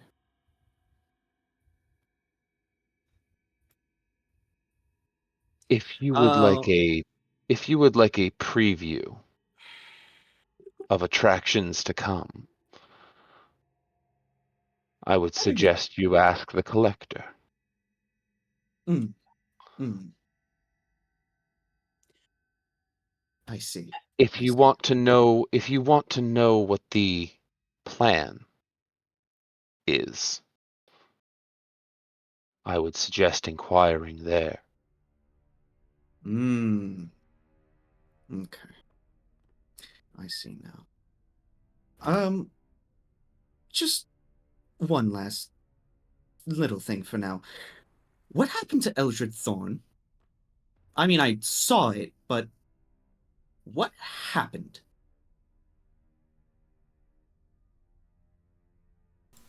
I need to One update moment. Jer on the lore. 1 second. Yeah. When you ask that, I think Finn would like shoot you a look that like implies what I said in chat, like the God, you're embarrassing me. Like the You're embarrassing me in shut front of up. Dad. Yeah, dude, Um, what the fuck? I will say when you do look at Damien, while he is holding firm in his spot, he is pale as a ghost and shaking like a chihuahua. He is trembling slightly. You can tell that he is afeared, but um, he is trying to stand his ground in one way or another. We cut mental cut back to when Damien got turned into. You guys ever seen You guys like played Corpse Party? You know, Haven't played it, but I do know it. you know when Mayu gets turned into wall goo? Like that happened to Damien the Oh, last time he tried to yeah. talk back, and then he's just fucking doing this shit again. It's like, well, we already know how this ends. Good job, Dingus. All right, He's so keeping a polite tone. yeah, if you could do me a favor and roll initiative. No. Uh, That's so fine. he or the eyeball sort of flits around a little bit and settles on you, Damien, and well, if you are really that curious, I will tell you. Upon picking up the eye, he was given the same gift, at least in its most basic form, as all of you.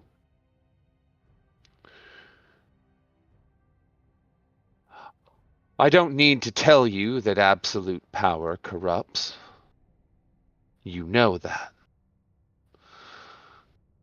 And I've Mm-hmm. already told you that these gifts cannot be powered by the divinity they're meant to be powered by.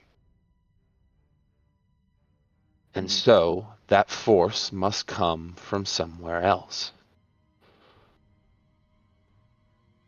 When I So, said that these gifts will take of you, I was not using hyperbole. They are powered using the energy of your very soul. You are converting your essence into raw, demonstrative will. That um, is how these work. That is what happened to the researcher. He spent his soul till there was nothing left.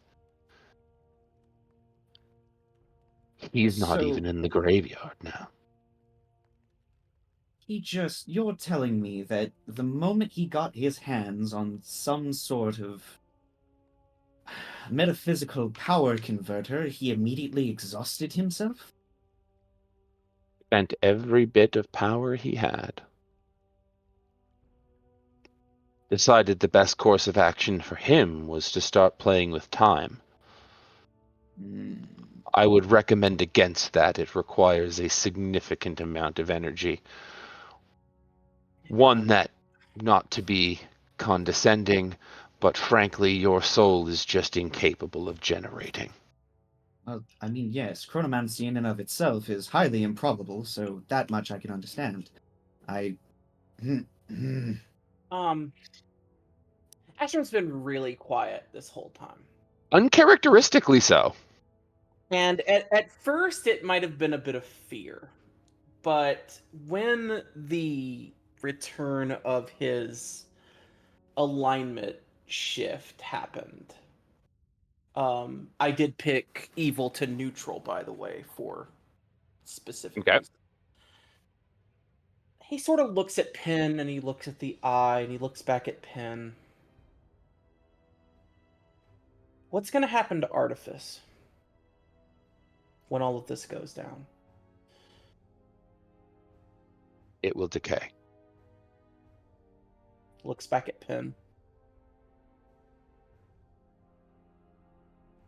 What about her?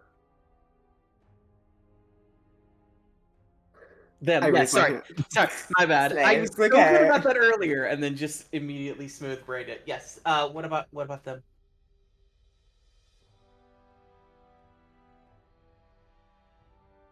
They will fade.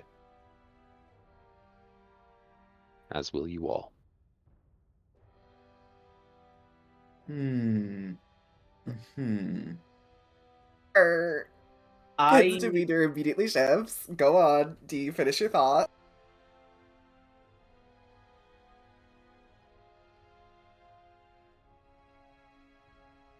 I'm like, oh no, magic doesn't work in here. Shit, I can't do what I was gonna do.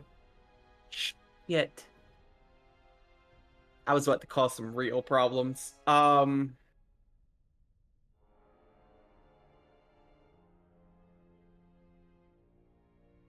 That there's a real, yeah, I think there's a real like clarity of purpose now, and it is shifted from, well, we need to get rid of magic, because that's a very I feel like that's a very selfish thought that Ashram is having, because like, oh, he had a bad experience and now he wants to do the thing, right? Mm-hmm. And now it's become, well, this is gonna, like, yeah, magic has done real bad in the world, but it's gonna actually cause more problems than it's going to solve by doing this. Okay. But I don't. He's looking at Pin more than he's looking at the eye, and he's also, I think he's also scanning the room, trying to locate any kind of like presence. Where is he? Is he just the room?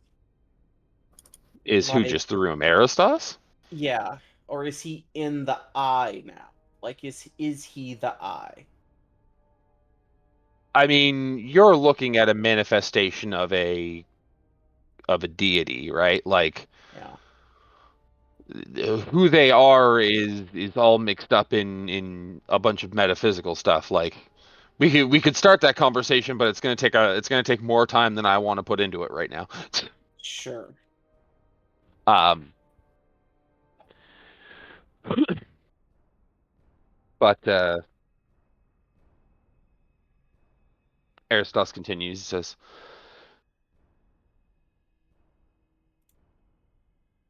"You're concerned about what will happen to Pin. That's your question." I'm concerned about the damage this will do in the long run. It's quite obvious that magic has done a lot of harm to this world. But I believe removing it would do more harm than good. Well, that's the interesting part about being a multi-millennium old deity. You see, I have a very different perspective than you do. And at the end of the day, you feel a brutal pain well up. Where is Ashram's mark again? The The entire chest. damn. Yeah, chest It's and the chest. now circling down the arms as well. Yeah. You feel a brutal pain rock, just absolutely tear through the marks that Aristos has left on your body. See, it's a poor, unintelligent thing that resorts to pain instead of explaining its argument. Ugh. You could just tell me instead of doing this. We don't need pain to follow you. We're going to do it anyway. We don't have much of a choice. No.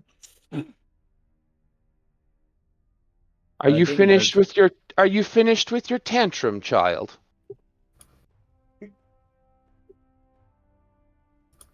Damien, You question the will of a parent when you do not even understand the nature of the conflict in which you are participating.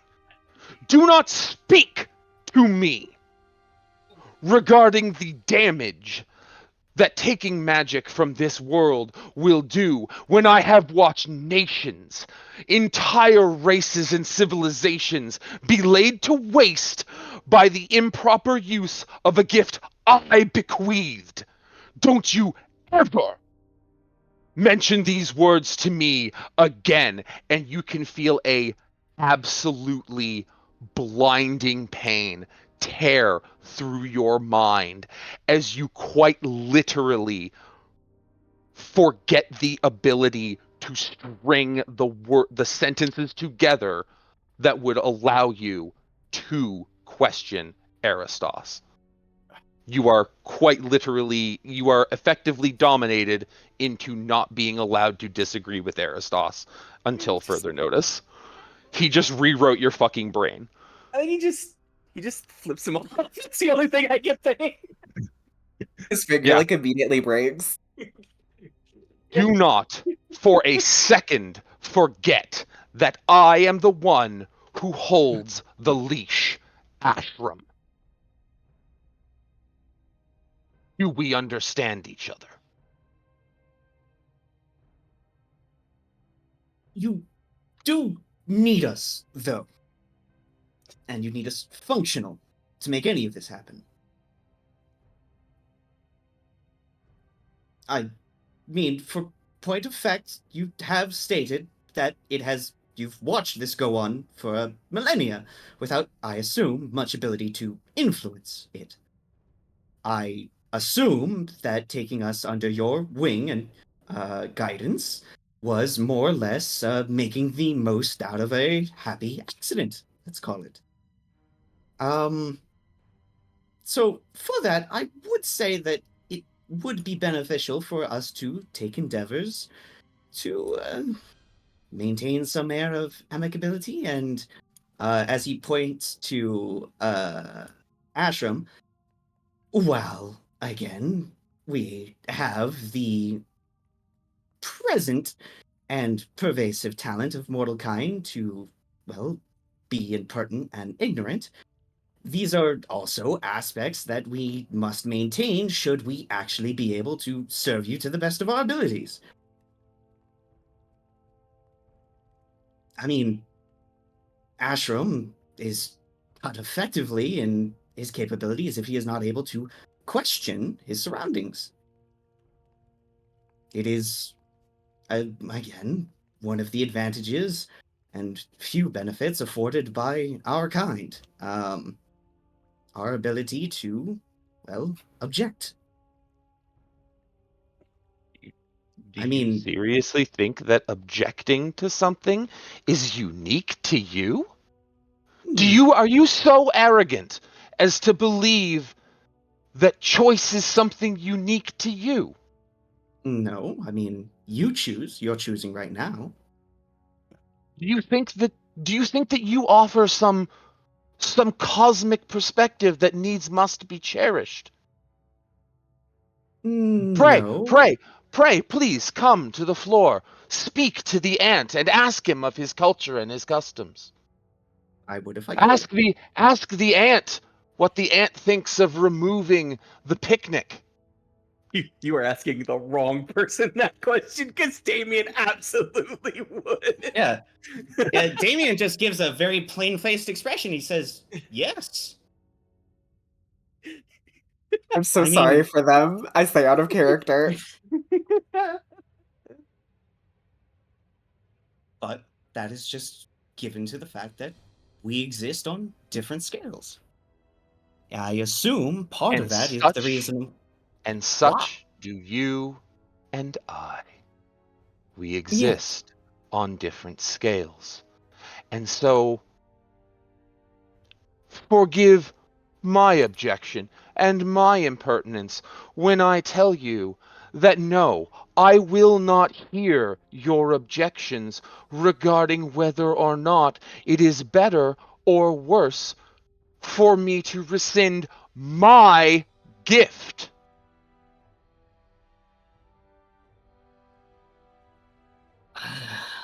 I mean, Yes, on that extent, I can the cities understand. will burn. Yes, the towers will fall. Mm-hmm. I But mean, the simple reality is they're already falling. The fields are already burning. And it's you who are setting the fires, not me. I gave you the matches, and all you could think to do was burn everything you found. well, No, I'm. there is no well. Do not well me. Mm-mm. You speak of matters that you simply do not understand. Your life is so short as to be impossible to gain the perspective required to fully grasp the gravity of the situation. You are fundamentally incapable of grasping the magnitude of suffering, of needless brother killing brother. And for Oh. what? And for what? To secure more resources in a world where I have given the tools where resources are infinite. Hmm. The sickness is you. Trust me, Damien. I have weighed many options, extermination being among them. But Mhm. no, your nature is not your fault. However, you do not give a toddler a knife to run around the house with. They will hurt themselves. And so I am taking the knife from you. And Damien raises his hand in a gesture of, acceptance. He says, I do not contest that. Again, and I speak these wee words freely and truly. Right or wrong makes little matter to me. I do believe that it is your right to do with this what you will. You gave of your body and gave us the ability to choose. And I believe that it would, well, not make right, but it is more or less our responsibility to at least attempt to right the scales. My final point of concern, or not concern, but for sake of clarification, what was it then that inspired you in the first place to allow us to step on this stage and make of these mistakes what we will? Because I refused to see you cold and scared in the dark, paying homage to petty and selfish gods who created you for no other purpose than to supply them with adoration. That is your natural state, cold and hungry and afraid. Hmm. I wanted to make sure that you at least had the opportunity to be yourselves. Hmm. And this is the selves that you have shown. Hmm. I gave your kind the ability to express their nature. Do you want to know something? Know something really, truly heartbreaking? Honestly, heartbreaking. Did you know the demons learned murder from you? Okay, I need to like religion check that or something. That seems like what that's crazy. That's a crazy statement, even from a god. Is that true? Are I you don't so know if good we at have a way questioning of him? You proving literally that. physically cannot. That sounds like that's crazy. Didn't Aristos You like you don't liquefy your have brain? you don't have to believe it. Refusing to accept the facts doesn't make them any less true. But the Okay. demon, your kind came first. Sorry, that wasn't Astrum talking out loud. That's D. D being Okay. like yeah, I feel like Astrum can't voice like dissent, but like that's that's a little that seems really extreme. I Uh, don't know what you would roll Ashram, for this. Ashram, Yeah, you still have all the, or can you roll me an intelligence check with advantage, please? I could do that. I have pretty good intelligence right I am now. suffering from tiny bladder, so I'm gonna just run to the washroom again. Is this just straight intelligence? You know what? Throw Arcana on that. Whatever your best knowledge is, I'll let you take that and roll it with advantage. Just because of the unique situation your brain is in with all the, horrific things that Aristos put in it Yeah, a week or two ago. that is a dirty 20. Dirty Gentleman's 20? Okay. He's no, like if the visions that you have are correct,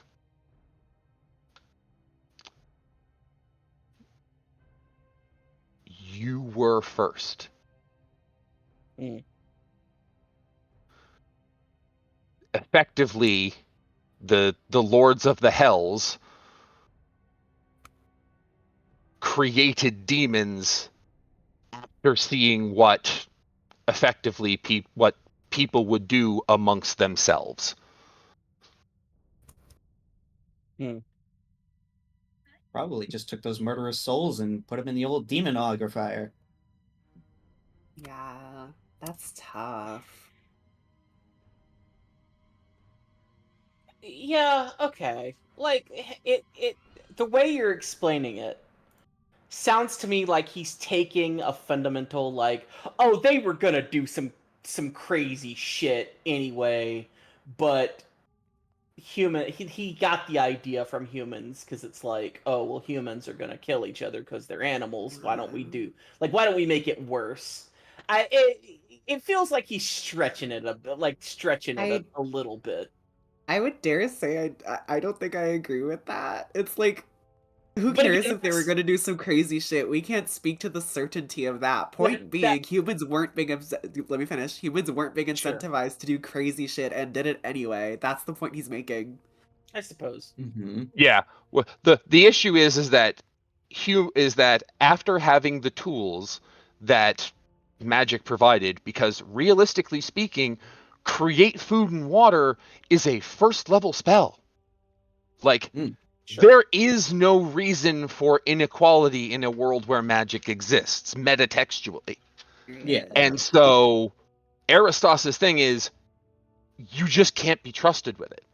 Like you have paradise literally in the palm of your hand, and because of greed you still squabble, you still try and take from each other, and you still kill each other over literally infinite resources. Just for Right. clarification, create food and water is a third level spell in fifth. Oh, sorry, third level spell. He's Still. Jonas is not going to say this aloud, but very much in his mind, this is exactly how Aristos described the gods not 5 minutes prior. Mm-hmm. Yeah, no, it's Ashram's like, it's Ashram's point of view that it's like he's like, well, obviously he's like, it's obvious that he's taking like An inevitability. a quote unquote fact. Yeah, it's like an inevitability and attributed to humans. Like, no, yeah, of course he's doing that, but like, number one, he can't say that, and number two, that's obviously not Dee's take on it. Ashram's a little weird like that. I got Yeah. such a comment that will get He- Damien he- killed so quickly. Jesus. He nasty like that. Yeah. I wanted to. I've had questions for about 15 minutes now, but y'all finish. No, go ahead. Go, please. No, No, it's okay. yeah, Y'all, go. go on. Go get yourself Okay. killed. I would like to see No, it. because if I say I'm done, because like that's If I- all I can't say anything. No, not you. That one. You can't see. I'm pointing to Buddy. yeah, You're I begging got for it. You're dying for it. well, it's because I'm just with a lot of the points that he's made. I have a comment that I feel like would be a good argument, but a guaranteed death sentence. Let's do it. I He's mean, so you beyond got a judgment. free death.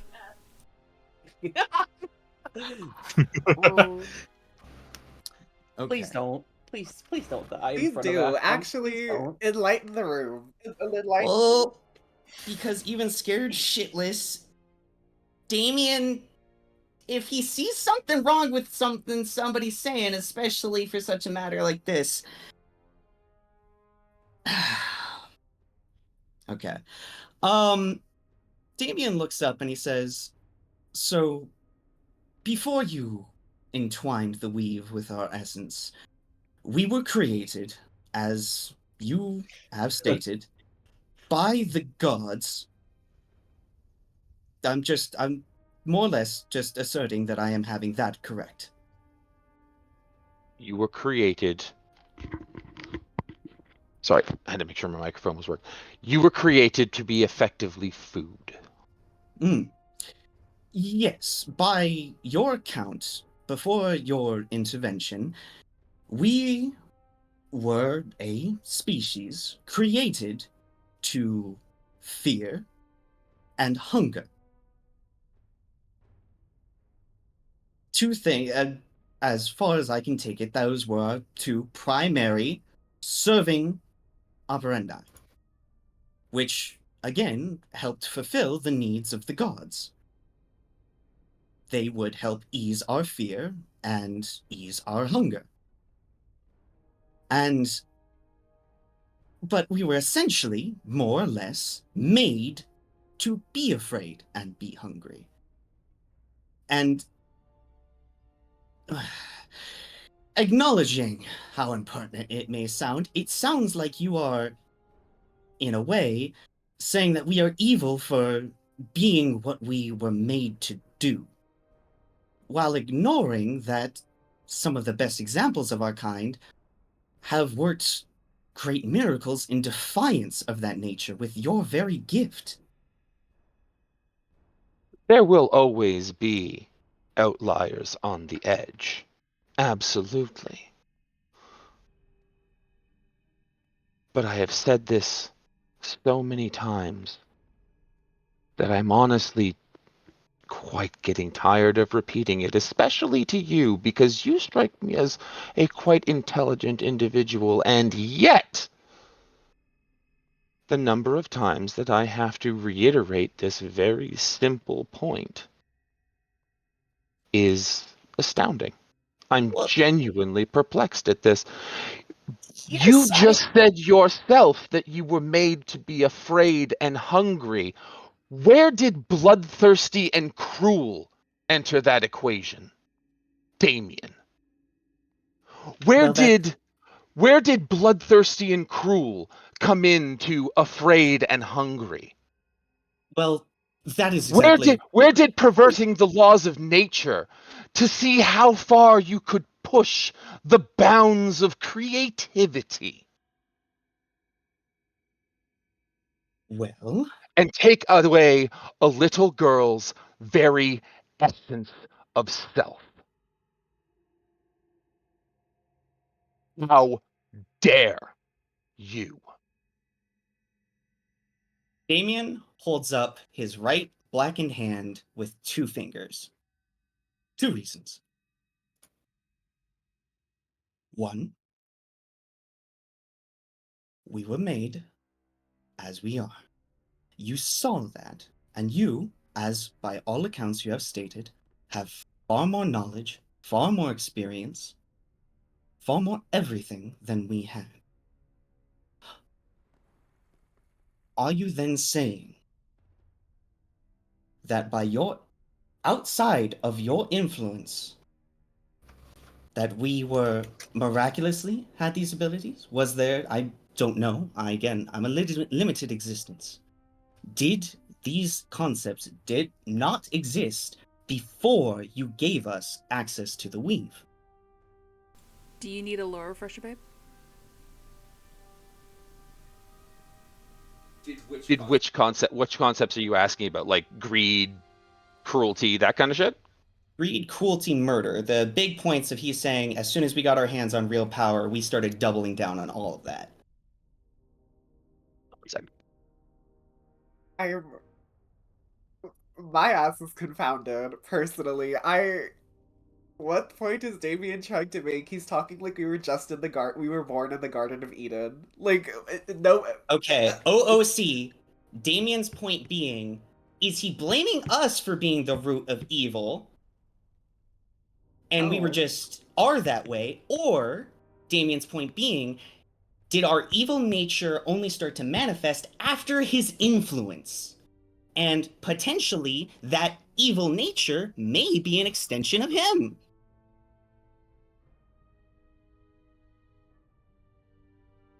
Okay. Because if we weren't doing these things before we had it, if we weren't doing these things before we had it... But that's not true. He just said the demons started mimicking us, so clearly we were doing it already, and he tried to give us the tools to solve it. Well, that's the part I'm trying to discern. I'm getting the chronology set up. Because I guess this is the argument of what is the original sin? Was it us using this power, or was it the power being bequeathed to us in the first place? And are we really held accountable for that? I thought it was implied that the demons weren't like the demon lords were around, but the other demons weren't around until after we got magic, and that's what like inspired them, I guess. That's what I thought. I thought that's what I thought was said, but I could be wrong. That's been my interpretation, is that... Yeah, so yeah, that's effectively the idea. So, yes, the old, like, the Lords of Hell were a thing, but most of demonkind did not exist by that stage. Once the humanoid races, or the, as Aristos calls it, the lower races, got access to the weave, yes, basically the demons were to kind of parrot a little bit of Warhammer 40k, kind of the dark reflection. So,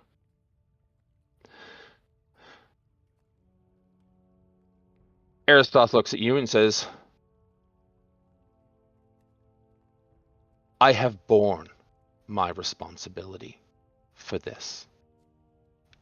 And I have told you that my mistake was giving you this power in the first place. I told you as much. But now, you, the child, who has managed to stab his friends while running around the house with a pair of scissors he got from the cupboard, are trying to tell me that it's my fault your friend is dead because I left the scissors in the cupboard. You have free will. I did not make your kind commit the most atrocious acts this universe has ever seen. No. That was you. That was all you. Yes. I do not argue. All I did was mistakenly give you the tools, and now I'm taking them back. If you built a house of cards using tools that you didn't fully comprehend, is that my fault? No. I, for the sake of the matter, it is not trying to divvy up blame. Oh, now we're not Now, trying to divvy up blame. Now we're not trying to divvy up blame. Damon, no, I'm attempting to You are understand. you are a fantastically contrary creature. Damon, It we is should my go. nature. We should just go. Yes, you should. I'm just gonna pull Damien by the arm. We need Yeah, to go. no, before you do, he just gives a stare at the figure, and then a thought, and then a nod. He turns, and he leaves of his own volition.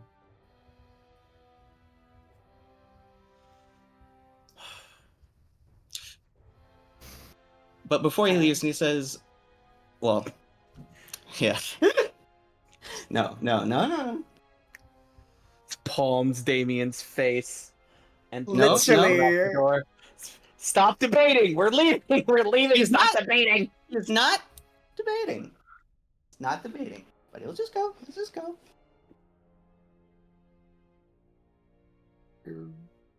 I don't know if everybody's leaving, but I know Pin would be staying behind for a moment. I think sort of just like awkwardly fiddling with like the hem of their dress, like searching their mind and memory banks for the words to put their the way they need to phrase their feelings for it to come out correctly and get across. But I think they Yeah. would sort of just like turn their head to the ground, cast their gaze down there, and just walk away and follow everyone else without really saying anything.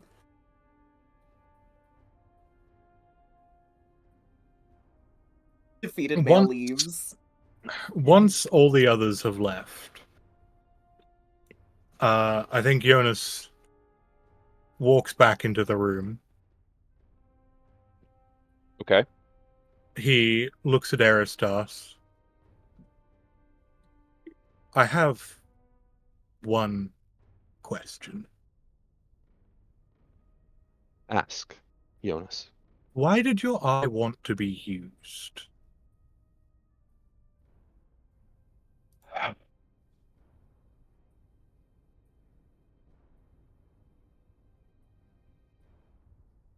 Divinity is a fickle thing.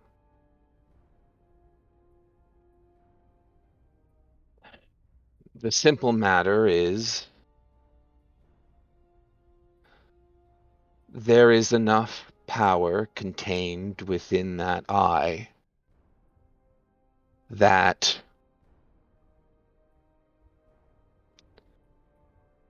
until I have had some time to get to know myself again, it's effectively a separate entity.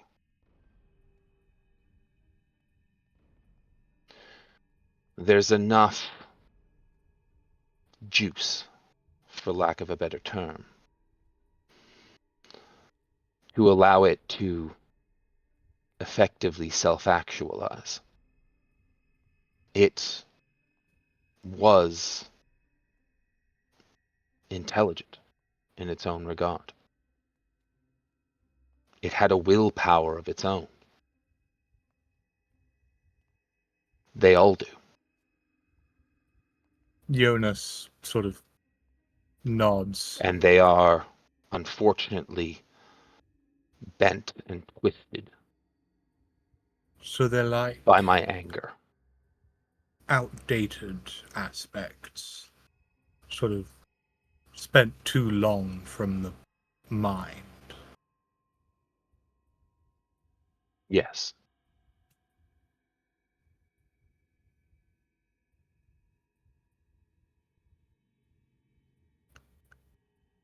I think I understand now.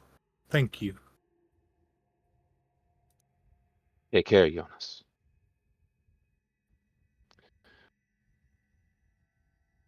And I will leave again. All right.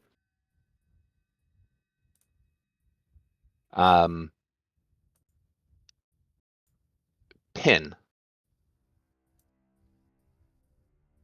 tonight Yes, when you Father. go to bed, tonight when you go to bed, um, you will have a dream in which Aristos will contact you. Um, did you want to dip and have this dream in like at a game, or did you want to have that here? Um, we could. I think it's fine if we have it here. That's okay. I think there's gonna be a lot of discussion the group needs to have before that. So I'm assuming it'll I probably happen next week. Yeah, I agree. The group's probably gonna do a lot of discussion. Um, Yeah, but the husband's gonna do a lot of going to bed. I know. Yes. I know. Trust me. We can do it next week. I know. Well, We also need to do break, but there's probably going to be a lot of discussion. So you probably can go to sleep. I think safely. We can have this next week or next session. Alright. Disappointed father figure will return next time. Stay in the chat for a moment. Ugly my duckly. father. Stay in the chat for a moment. We are going to go to break. It is currently 10:34 Eastern Standard. We're going to come back at 10:44 Eastern Standard. Everyone make sure, you get your drinks, get your snacks, make your bladders a little flatter, and we'll see you all in about 10 minutes.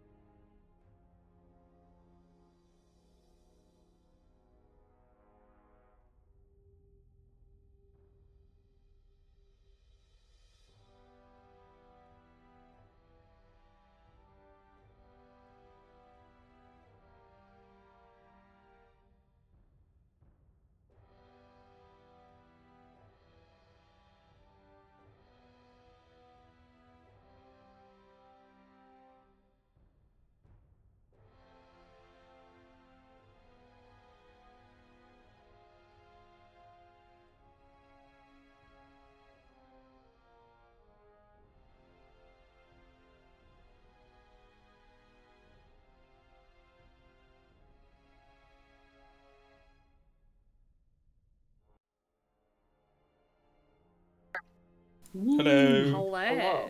Hello. Hello. So during that little last bit before break, Frank joined us. Welcome on in, Frank. The fact that you're here Hi. tells me that the wife is well.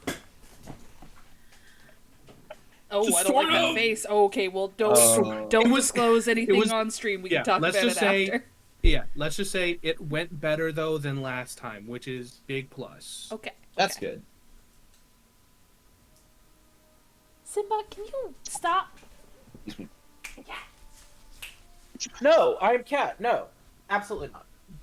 I will not. Oh my god. Fucking cat. Sorry.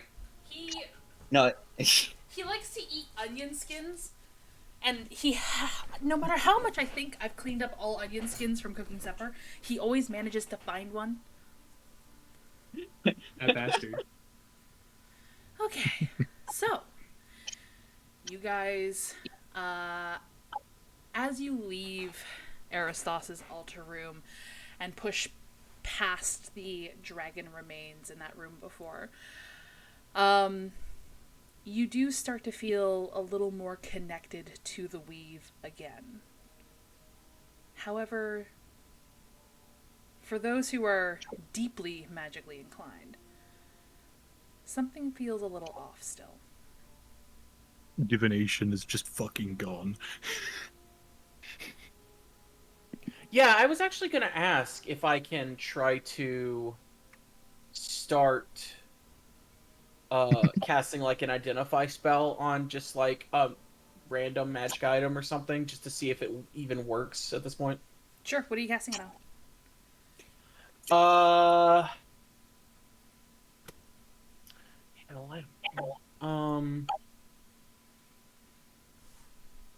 You put me on the spot. I didn't think I would have to come up with something. Stein be considered a magic item? Yeah. They do have guidance. Sure. As long as Pin is okay with it. Sure. No, you know what? I'll just do it on the sending stone. Just okay. Out of curiosity. I'll just put it down and just start. Just kind of start. Do I feel the tug of magic? Do I feel anything? Give me 2 seconds. Yeah. You set the stone down and prepare identify, as you've been very well practiced to do, as something you've spent your entire life learning, mastering even. And as you begin to invoke the weave in order to identify the particulars of the stone, you don't feel the weave respond. Fuck. That's bad. That's really bad.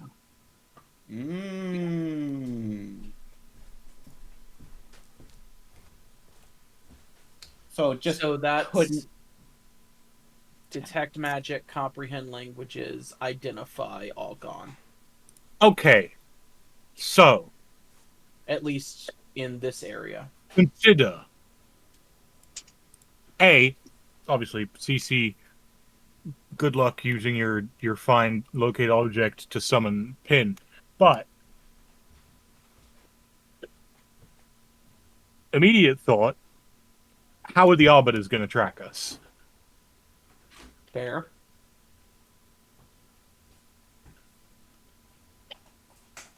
In game, because I know out of game I have a different thought on that, but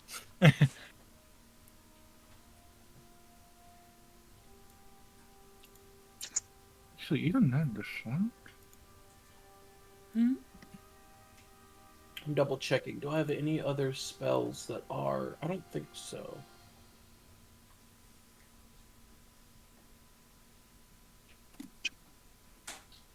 Y'all, that's bad. Y'all, we have a problem. Nah, it's divination. It won't be missed. I sleep. Just you wait till we get rid of conjuration, boy. Yeah. Wait until I can't play my class when we get rid of necromancy. Yeah.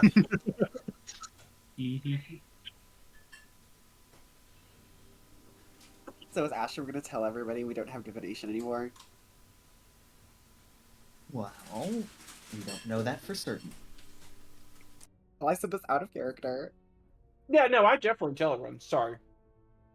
So are you going to tell us we don't have divination anymore?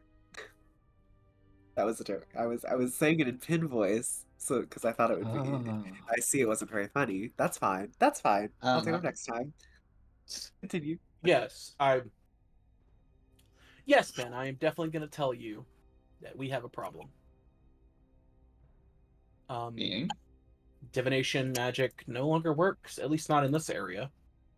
I'm really hoping it's just a effect of this particular area, and it's not everywhere, because that could be a problem if we need to locate literally anyone or anything.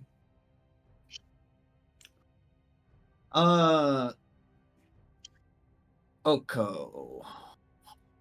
Yay. That void that was here before, how does that feel now that we've stepped out into this space? Sorry, Jared's collecting the dishes at his desk, so I've been staying muted on OBS. But I did say, upon leaving again the Dragon Remains room, you guys no longer feel that emptiness anymore. But those who are more magically inclined would be able to pick up that something isn't entirely right, which is what prompted Ashram to test Identify. I see. Okay. Well, we'll still need to run a couple more tests to be certain exactly the extent of this effect, but... Oh, okay, I see. Sorry, Jared's asking me questions when he could have just remained in the voice chat like I suggested he did. Yeah. Does this absence or removal of divination, Sorry, does this for just Jared just reminded me that Identify is divination, and walked away before I could tell him that I already told them the results. Okay. Okay. I love you. does this feeling, right, of change, does this feel like it's a result of something, just something that we've had in our lives for literally like a millennia at this point, now suddenly gone, or is it a fundamental force of the universe having been removed? I don't Do you know what I mean? understand your question. So the idea is like, okay, how do I put this? It's like if you sleep on a bed that has under two sheets, and suddenly one of those sheets is gone, versus the bed is gone.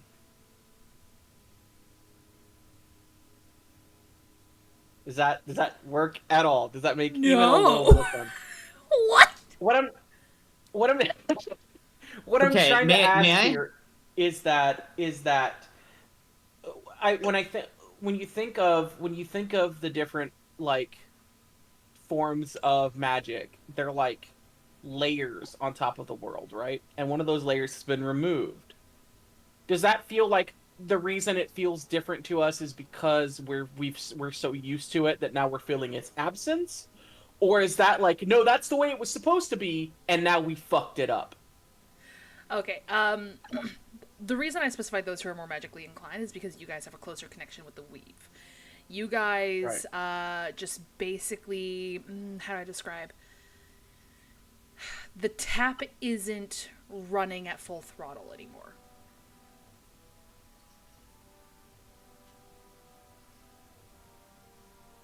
So I guess it would be the bed missing and not the sheets missing. Maybe? It's still, like, the tap is still running, but it's just not at full throttle anymore. Right. Yeah, this specific bed.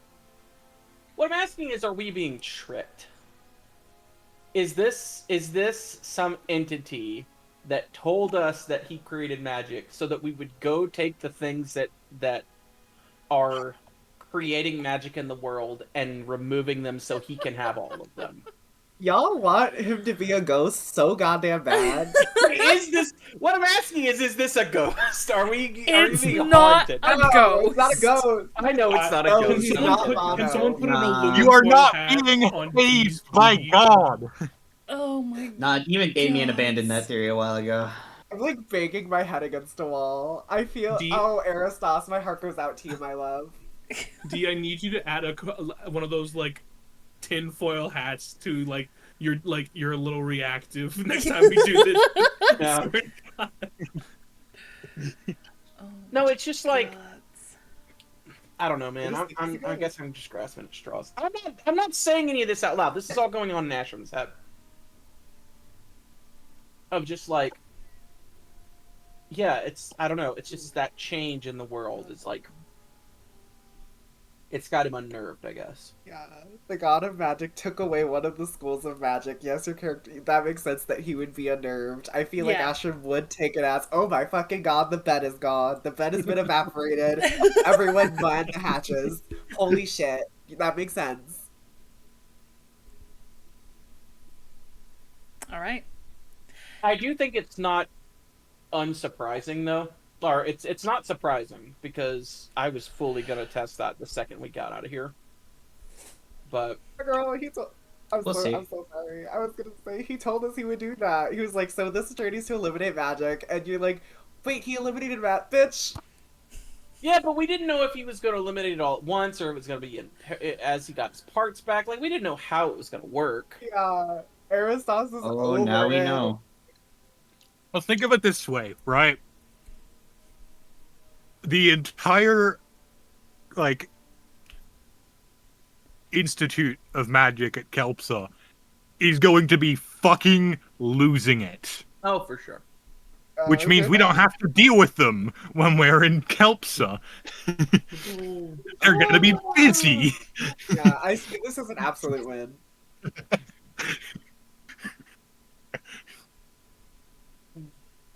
All I'm right. sorry, D. So I take it you guys leave the ruins and not drag your feet? Yeah. Although when Damien finally steps foot outside of the ruins, he collapses to his knees and throws up from all the nerves that he was keeping inside for that entire excursion. The acid Yeah. reflux on this man. He does not have an iron. Well, I mean, he has a good constitution, but he has a weak stomach. And a big ass mouth. Damn. Well, I Enough mean, can throw a lot of vomit. It's yeah. very large. It's very large. Yeah. I think- Big- Walking past, Jonas just looks down and goes, "Good. Good. Fear is good for you." I was really convinced he was gonna kill me. You tried really Again? hard. I You don't tried think it'll- really hard to get him to kill you. I don't think it'll stick. Well, I mean, I don't know. I feel like it's kind of in his court in that respect, but I mean, listen, I'm not just gonna send my entire civilization marching to their doom without at least questioning it. We are talking about a species level existential threat. I just Well, want the gravity of that to be put on everyone again before we go about what we're doing. Oh, that's We me are- made painfully aware. To prevent seemingly future existential crises, we are causing to prevent the potential of maybe sometime in the future an existential crisis. We are for sure 100,000% causing an existential crisis. We are going to be Yes. killing potentially millions. I guess he knows more about And then how Ashram doesn't listen, just walks away. At that note, I kind of Cece's gonna just kind of be under their breath, just like, I guess he knows how humans work better than we thought, because that's something I'm pretty sure humanity's done for millennia. Yeah, we already are. That's the point. You know, Wait, things hold on. things down Been millennia. killing millions. I was just gonna say Pin would seem surprisingly numb to it all regarding regarding the circumstances. They just walk kind of wordlessly. No, you may go, buddy. Okay. Well, like, Damien just wiping some of the sick from his jaw as Ashram walks away, and he says, "What a potential What are you going on about?"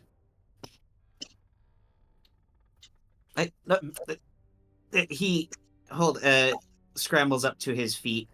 You don't And think you don't yeah. think you don't think cities will burn for this? You don't think Well, governments are going to be in chaos and are going to blame each other no, and no. He use puts this up both as of his excuses hands. to kill everyone? He puts up both of his hands. Okay, no, different part of the conversation you're focusing on. I'm specifically asking my why into we are causing an apocalypse to prevent potential other ones. If I'm to read into the lines there, I believe you might be privy to something that we aren't, as he gestures to the rest of the party. I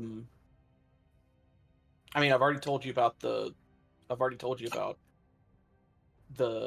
divination magic being gone. But He's asking more about the concept of potential future apocalypses, not the currently causing one. No, the whole point is that humans have caused problems with magic in the past and therefore will potentially cause more problems with it in the future. That is what he said. That is what he said. So in that case, there is a potential future in which a certain percentage chance of us killing a lot of people. Sure, that's fair, understandable. So to prevent that potential future of that potentiality maybe happening, we will for sure kill a lot of people.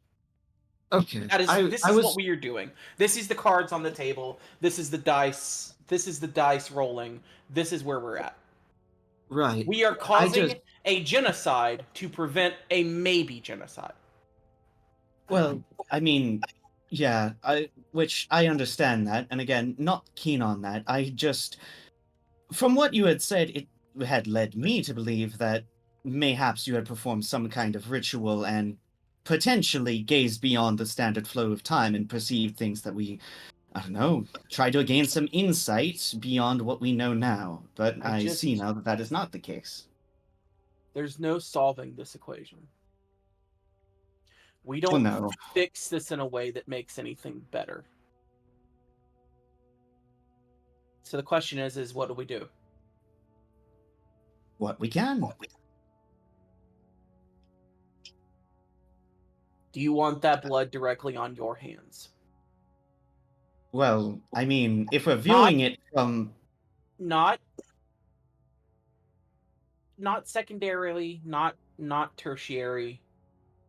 The blood will be on our hands for this. Won't the blood of a future apocalypse mean we're getting our hands dirty either way because we had the chance to stop it now? No, because we give people hope that that future apocalypses can be stopped.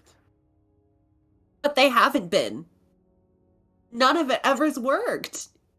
We saw Marilla get destroyed. This is confirmation bias. We only know about the ones that weren't stopped. We don't know about the million that aren't.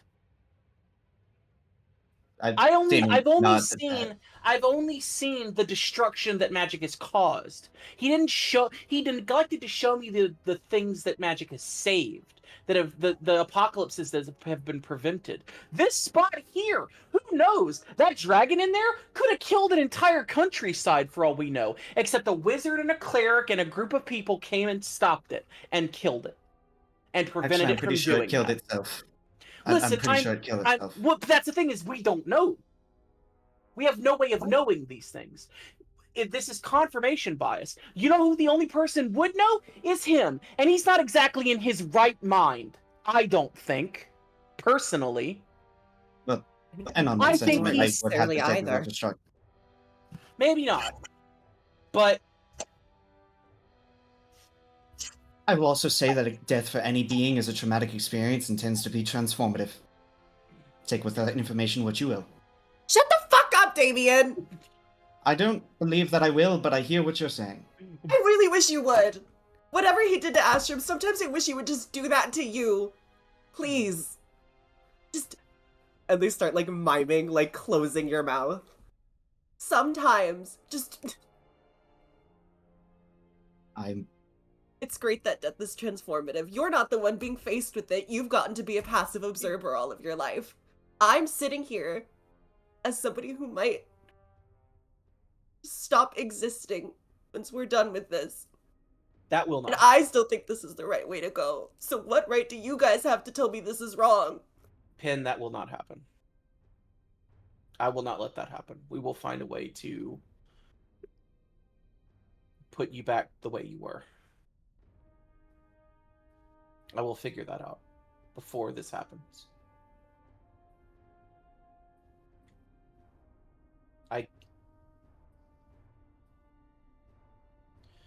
The point is that we don't know what we don't know. And we're going on information we were given by someone actively attempting to sabotage magic in the world. He has an agenda. He's not objective. We don't know all the data. We're only getting his confirmation bias. That's all we have. Every time throughout I would- that little dive, sorry, just to not to cut you off, but just let me just finish real quick. Every time Sure. Damien goes to open his mouth, like every little sound Buddy made there, Pin just immediately like glared at him. That's all. Continue. Finish. It's actually kind of ironic. I was more on his side before he did whatever he did to my perspective and shifted it. Which means he is fallible. He can make mistakes. What's to say he's right about this? I mean, that was kind of the point I was getting to earlier. Maybe he's just tired of listening to you guys speak. I know I am. And again, Ashram just walks away. Fucking sick of talking. What do you have to say now, Damien? Go. I mean, at this point, I don't think much of anything that you'd like to hear. I rarely like to hear you speak. Well, I'm sorry you feel that way. Pin, like, mime, like their hands start like reaching up as though they're going to strangle you, and they're like shaking, and they just clench their fists. Damien puts up his hands in a surrender gesture. He's such a toxic, positive little. I bastard. have been saying this for 2.5 years.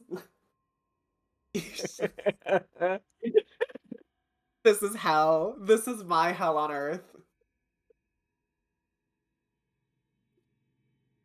Yeah, I don't think that. Well, I mean, I don't have any further shenanigans planned or in place.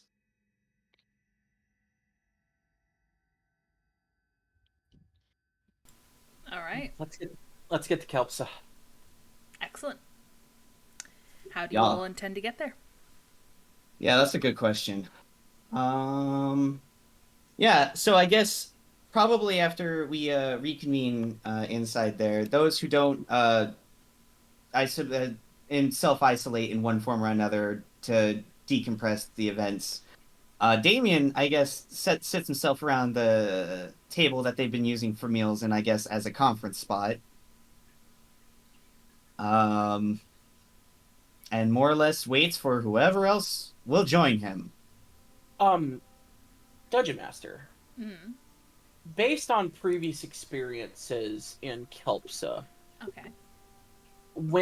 If a cataclysmic event like this were to happen, where a form of magic is just gone, would they lock the teleporters down? So you don't really have a close analog for when a school of magic is gone, because this is Fair.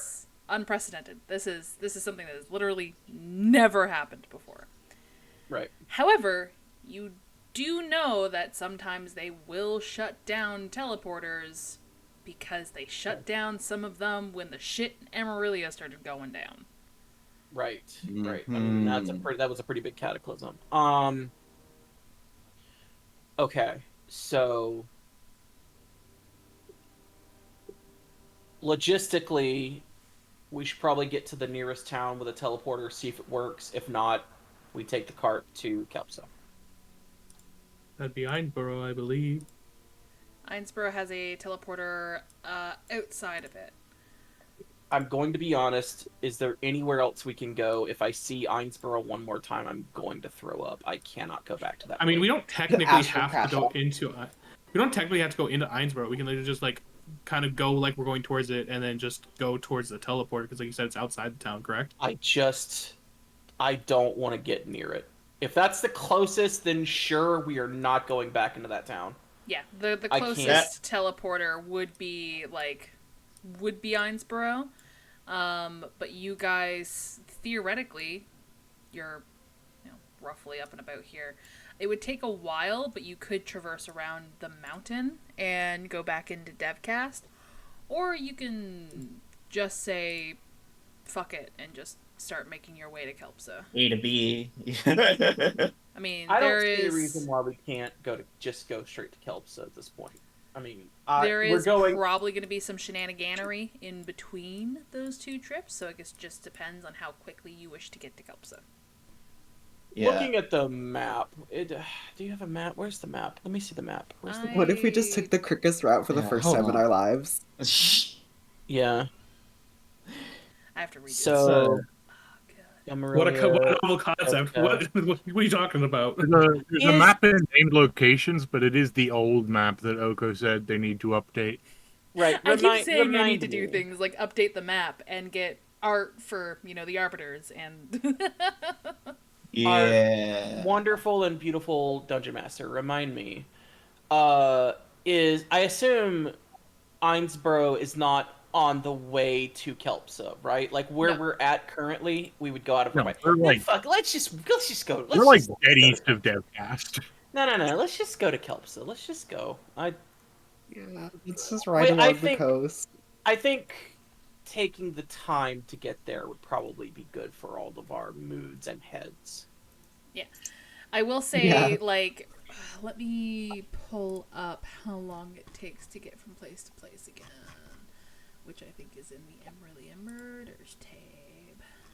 I suspect there's probably minor roads, but the way the map shows it, the only way to Kelpsa is through Amarillia. Yeah, there's definitely minor roads. That main one is just that road that's on the map is just the main road. Just like there would be smaller towns and whatnot mixed in amongst here. They're just too small to realistically put on the map, and they aren't really governed by a major kingdom or major settlement. You know what? I just realized I was gonna start casting Private Sanctum again, but then I remembered what the fuck's the point? They can't use. What are they gonna do? Scry on us? Yeah, what are they gonna do? Dry? Okay, so that makes Now so here's an interesting question that I can't prove or solve or check on. But I am gonna bring it up to Damien. Or I guess when we're doing the round table.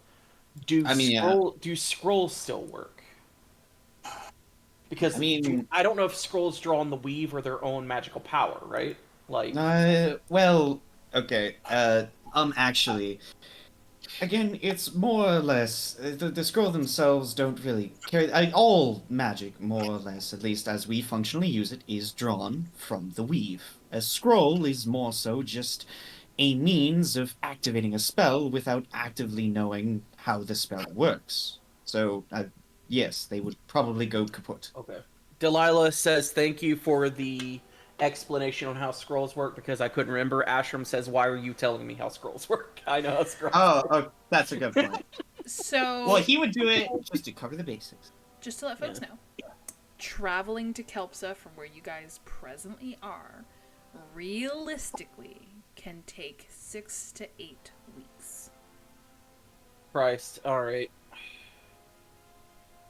To I which point mean- we would basically need to hunt and scavenge for like our own food as time went on. Yeah, if you guys take the 3 days back to you could avoid going into Ainsborough. I highly recommend you do. If you take the 3 days to go back towards Ainsborough, use the teleportation pad there to get to Devcast, and then go to Kelpsa. Realistically, you can get to Kelpsa in 4 days.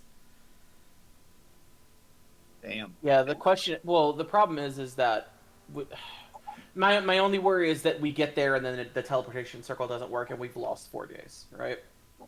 Okay, yeah. It's in the direction we're headed anyway, is it not? In that case, right? In that case, we did just get a bit of juice back, as it were. We could go to Ainsborough, try to use the teleporter circle. If that doesn't work, I could teleport us there. It would be risky. It would be risky, but it could do it. Sorry. Okay. Do you Teleport suggest that? No. Okay. At this point, we would be banking on getting to Ainsborough and that working. This would be a backup of a backup plan, basically.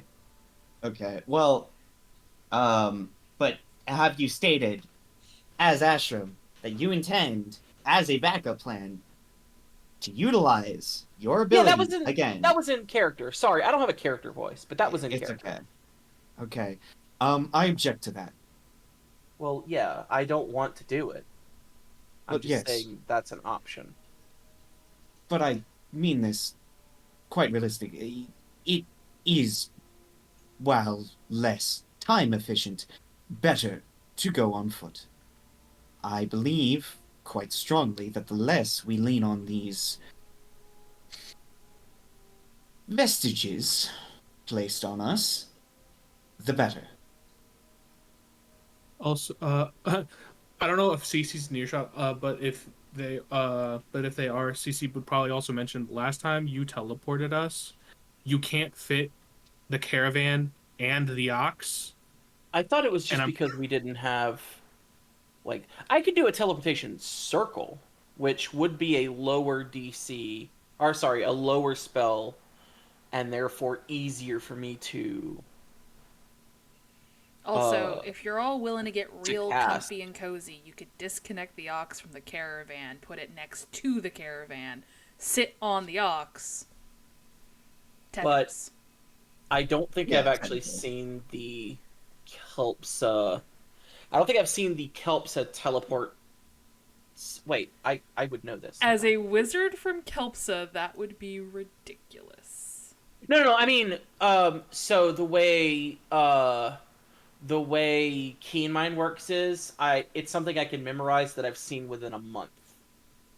And I don't know if I have it memorized well enough to draw it from scratch. If you're saying that I do, great, I'll take it. But I'm just thinking, like, would Ashram have that memorized from scratch at this point? I'd say, how old is Ashram again for a human? Oh god, it's like 40? Hang on.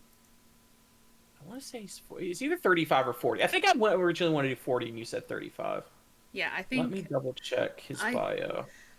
I think 40 would be more appropriate. No, he's 41, actually. Yeah. Okay. I think you wanted to be older, and I was like, maybe 40. Yeah, I wanted to really get up there with the Dr. Orpheus, but, Ashram actively turning to dust. yeah. No, yeah, 40 is definitely old. Me sitting here at 38. Oh, God. I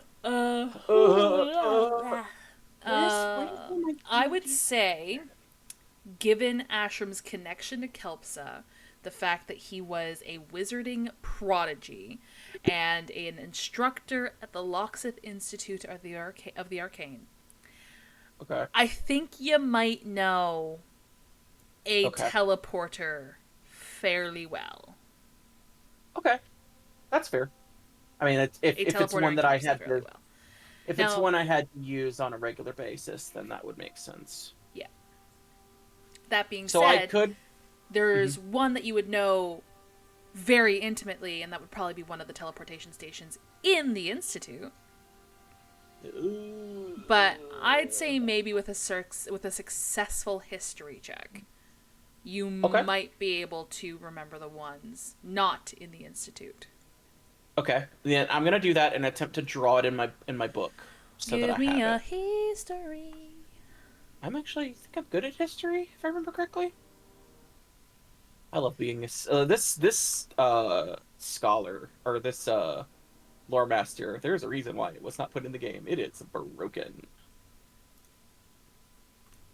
20. Nice. 20. Yeah. You believe that you can accurately recall one of the teleportation pads not in the Institute. Okay, that's good. Then I'll write that specifically. So so the Kelpsa one is the Institute. I do know the Institute one, and then I also have one that's outside of the Institute. Mm-hmm. Okay. Okay. Yeah.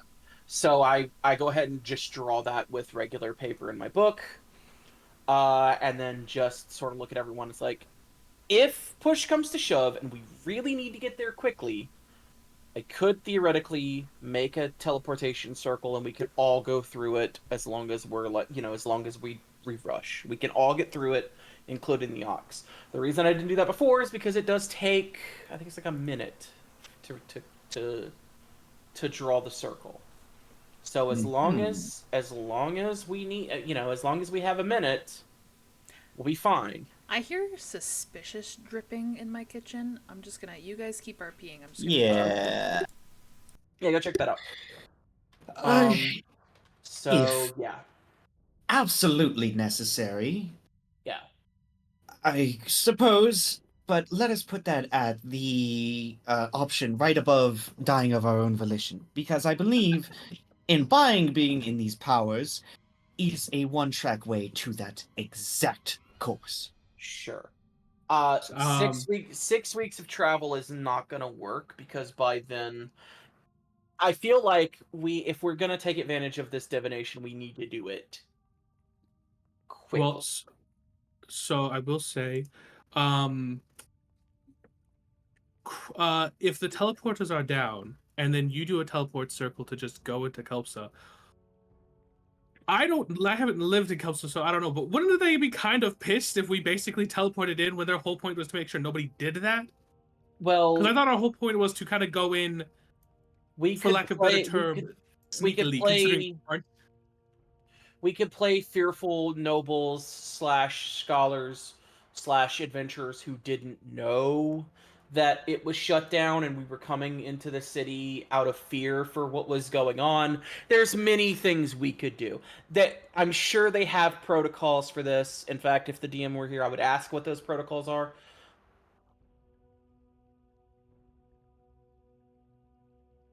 Mhm.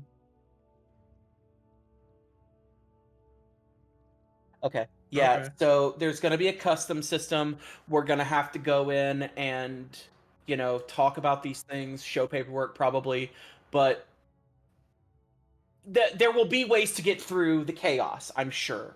Like, they can't just put out an all points notification to every wizard on the planet telling them not to come to Kelp so that the teleportation circles are down. They just don't really do that.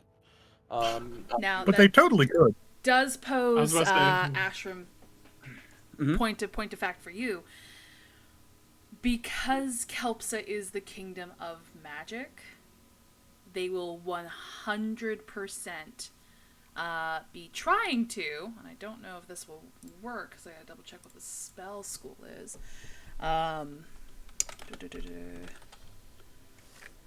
What's the You think it's Zone of Truth? to get rid of illusions and shit like that. Oh, so like dispel magic, or That is abjuration. anti-magic. Sorry, what was the second one? Yeah. Anti-magic. Just an Anti-magic. anti-magic field. Yes. Which one is anti-magic? Anti-magic field is. I imagine it's also abjuration, is it not? It is also abjuration. It's 8th level abjuration. Yeah. So See, to luckily, ensure that the people who are coming in are not trying to, disguise or maybe if they're trying to look for somebody who's a wanted wizard criminal, they would probably during customs do things like dispel magic or anti-magic field in order to ensure that people aren't coming in illusioned or polymorphed. Good So thing my disguise is straight up makeup, baby. be Yeah. Luckily, aware. Atrum knows. That's why I wanted to do that instead of casting a disguise self spell. Atrum very clearly knows a local drag queen, and therefore got some good old fashioned makeup. Yep.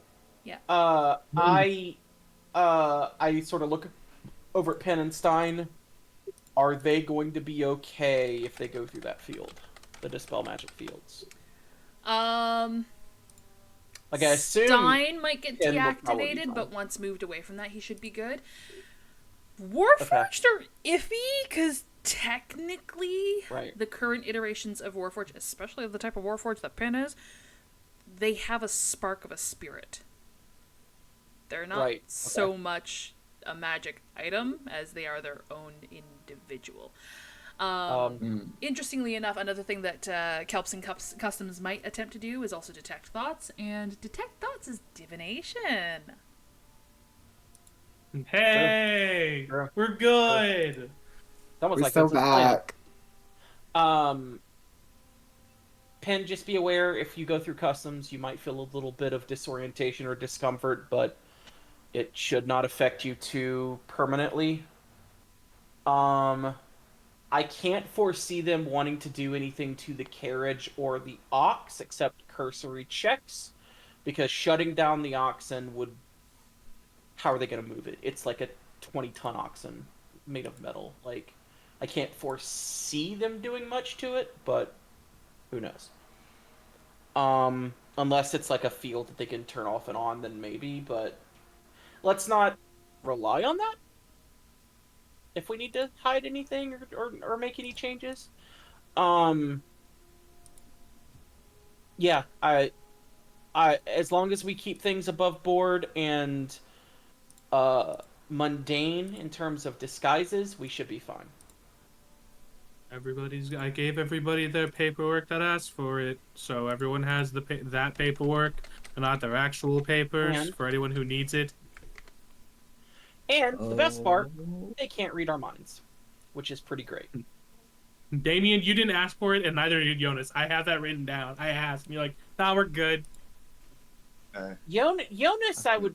Are you sure you don't want any paperwork or a disguise? Because To Jonas's knowledge, he has not committed any crimes. okay, I just remember you were a citizen of Kelpsa at one point. Correct. Okay. But I do not believe it is against the law to flee Kelpsa as a known magic user. It's probably a black mark on your record, but I don't think it's a crime. Yeah, I mean, they're gonna be so busy with a lot of other shit going on right now that we could probably squeak you through. I just would sleep easier knowing that we had good documentation for you. But that's up to you. That's, you know.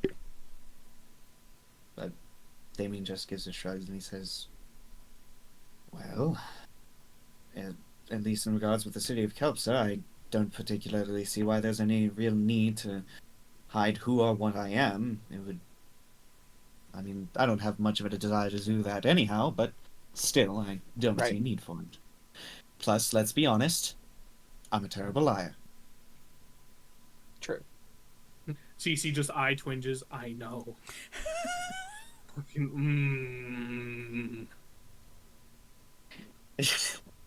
I think it is within our best interest to ensure that I need only work with the most truth as possible. And in situations in which deceit are necessary, I will have the grace to allow others more practiced in its craft than I to speak for me.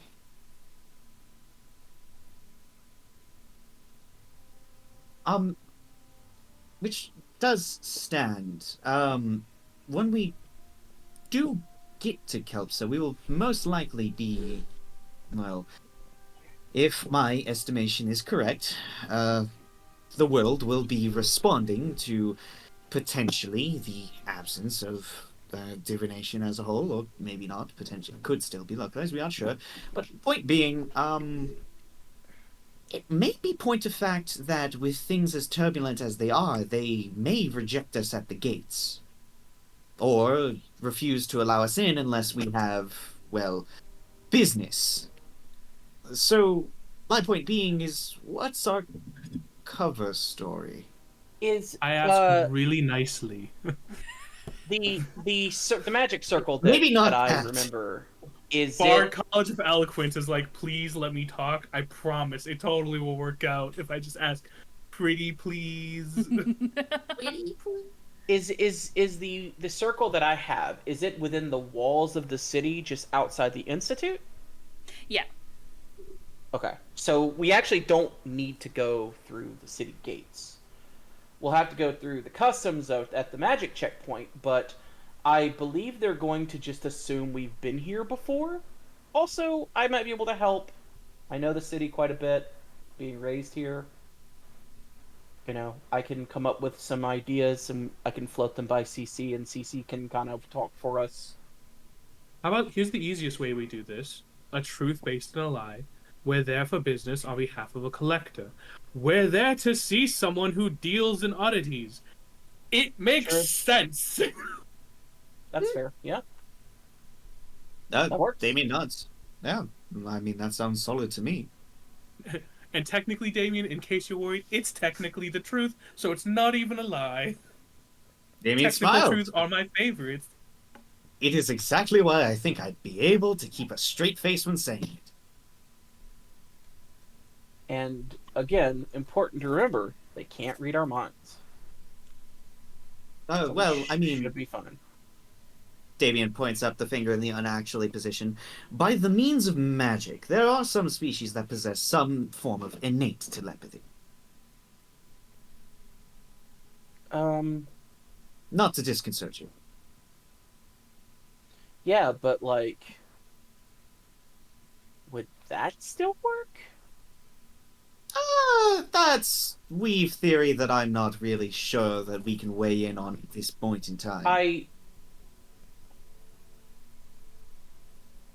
Actually, I'm starting to wonder if the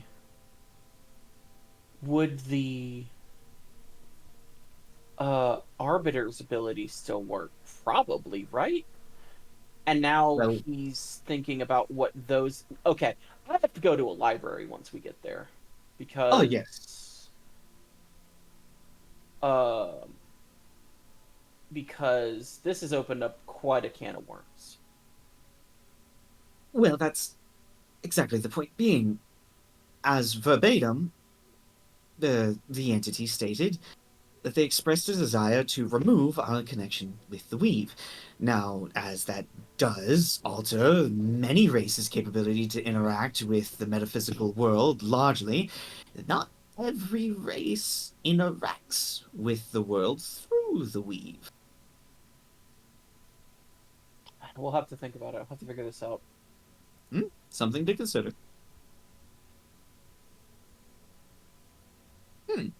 Well, what ifs are going to get us nowhere, so let's go with the idea we have, which is at least go towards, if correct me if I'm wrong, it's going towards Ironsborough, but not going in it, but going towards it to go to the teleporter. Pray to any god that is listening at this point that it works, and if it doesn't, then we will circle back around, because as Damien said, I do kind of agree. I don't know if using the fact that we have a little bit more wiggle room immediately after getting said wiggle room, that's the way. Yeah. One is to assume that we have a long road ahead of us, and, well, I would like to make sure that wherever the conclusion of this road reaches, that we will be there together to face it. So I mean this quite literally, that I will do whatever is within my power to make it so. Yeah, let's just hope it works. All right. You guys are heading back towards the direction of Ironsborough, which will roughly be another 3 days' journey. Yeah. Pin is Pin currently driving the cart? Oh wait, no, it says Pin will sit on the roof and you guys can drive. Is that still true, Jonas Pin? and CC are driving. Oh, Well, Jonas is driving. CC is with him. Question mark? So yeah, CC is Co-piloting. kind of like, yeah, CC's kind of just hanging out. I'm assuming the way I imagine it is like there's the driver's seat and then there's like the roof where you can sit as well, and so there's kind of like an overhang on the roof. So CC's probably like on the roof, feet dangling like to the side, and like not next to Jonas, but kind of like to the square. He's on the other edge, but is close enough to Jonas to still like talk and stuff. Yeah, that would work. And Pin is also on the roof, so Pin could also be included in these conversations. That you three will probably have as the cart is being directed back towards Einsborough. I will say each night, as long as nothing happens that requires spells, I will ask Pin if they want to fly each night. And we'll use both of my 4th level slots. This would be very late, like right before we go to bed, to if they want to spend 2 hours flying. I might consider suggesting maybe a more intelligent bird, just to be safe. Pigeon. Well, like a giant eagle has an 8 intelligence and a 14 wisdom. That's a little better than a tiny bird. Yeah, that is fair. They still like attack you. I mean, that's fair. I get it, but yes, let's open the floor up to people who haven't had a whole lot of time talking this session. So, CC, Jonas, Pin, if any conversations you want to have whilst navigating the cart back towards Einsborough.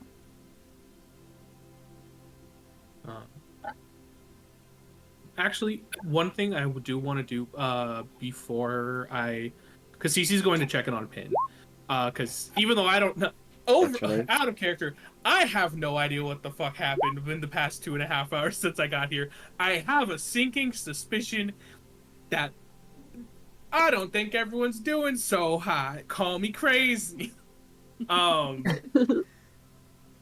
So, but before I do that, I'm assuming I still have my 3rd level spell slots? Yeah, no spells were really cast today, so you should be good. It is like the middle of the day-ish? Yeah, we're getting on for early evening. I apologize in advance to the DM. Because I was going to say, Cece's probably going to cast Sending, because it's been a little bit, and he's going to cast Sending to I have this NPC's name. Give me a second. I promise I have it. Which NPC? Angus Ironbrow. Because the chief of police. Yes. Because CC was asking like, hey, could you check on like is there and basically like the sending is like, do you have any updates on the twins that you were going to look into? Oh boy. I had completely forgotten about that request. I'm going to be 100% honest. Can we say CC asks that tomorrow night? For sure. No problem. Thank you. Yeah. I thought you were going to ask somebody in DevCast what the situation on teleportation stations is, or if Emerald Murders is like no longer a smoldering heap or something like that. Yeah, just the whole campaign. Emerald Murders. Yeah. Sorry, I meant Emerlia. I'm so used to saying Emerlia Murders like back to back, you know.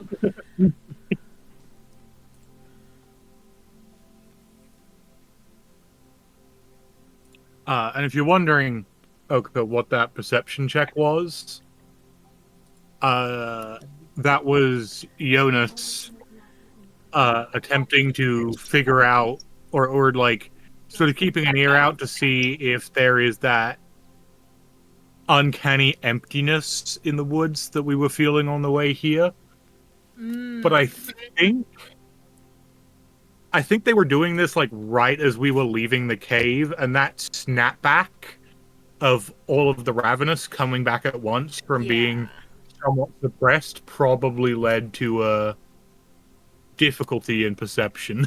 Yeah, that nat one would reflect that you just endured a lot at the hands of Aristos, and you just, or I guess at the voice of Aristos, there was a lot, and also like the disorientation of like suddenly being connected back to the weave and things like that. So unfortunately, you were unable to really pick up on that thing that you wanted to pick up on, whether or not it still feels like empty and void and whatnot around here. Okay. I probably should have asked before I rolled that shit roll, but Pin was going to be trying to. I don't know if intelligence would actually be what this was. And sorry to interrupt. I just want to say it before anything else happens.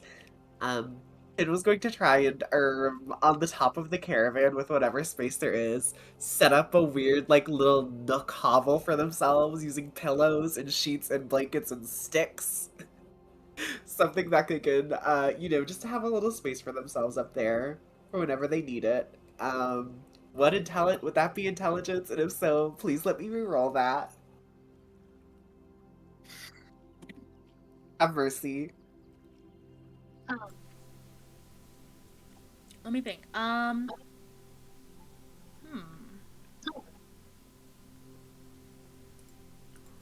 My mind goes to survival. Oh wait, no, I'm bad at that. Oh man. Okay. The Wish me reason it luck, goes to everyone. survival is like if you're like building a lean-to or a structure and whatnot, like especially like out in the wild. Mhm. That's why I go there. So yeah, I'd say let's do survival. Okay, hold on. Everyone wish me luck. Please.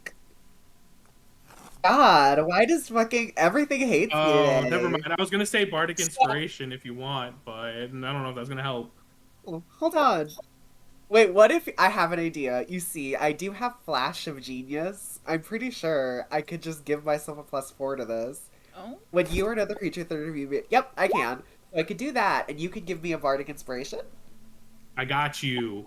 Okay, so That's a that D8. is add +4. So that let me roll my D8. So that is a 9 for right now, and what? God damn it! that one on the D8. Oh, They so that's hate a my total ass of today. 10. What Oh did no, I do? the 2 is from the The 2 is from D10. the D10 of inspiration. Oh, so that's a total of Okay. 12. Yeah, that's a Slay. total of 12 with everything under the sun. Wait, is Stein near them? Because if they have guidance, they get another +1. Oh shit, Oh yeah, roll a shit, yes, D4. mine is Roll a with the- D4. This is pathetic. This is so sad. A 2 on the D4 for a Crawling total their of way to a 14. 14. Literally had My to pad corpse. you out with multiple abilities, inspiration, guidance. 14. Flash of Genius. Pin is Angie.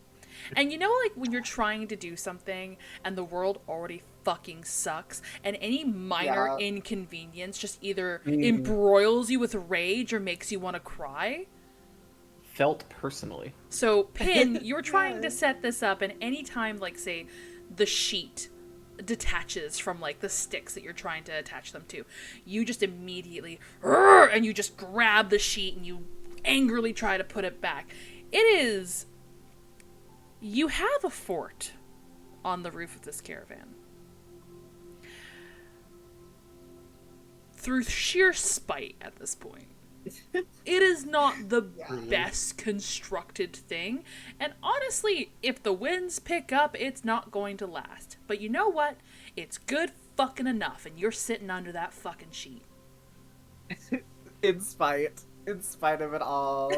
Yeah, they for sure like almost set the goddamn sheet on fire from like rage. Like almost just fucking like said fuck it and just like burning like fucking some branding smite in the sheet.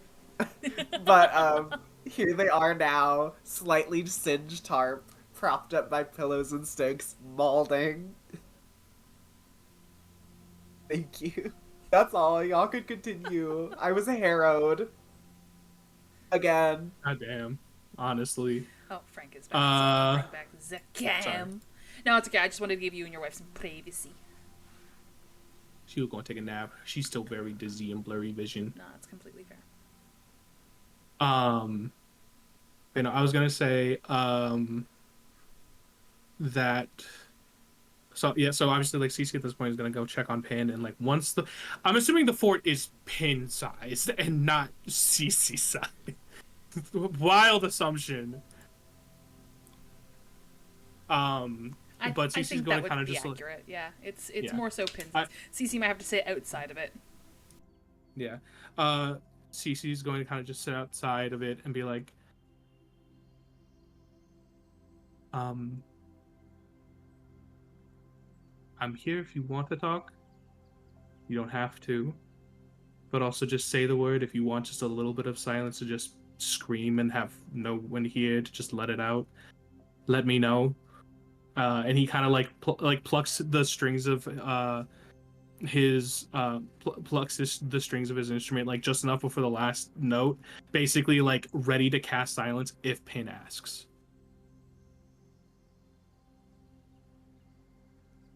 Oh, sweet. Pin will not say anything for now, but I will roll a check. And in a couple minutes, that will determine if there is dialogue. Well, it will determine what kind of dialogue we get. Let's see. Does Jonas have anything to say?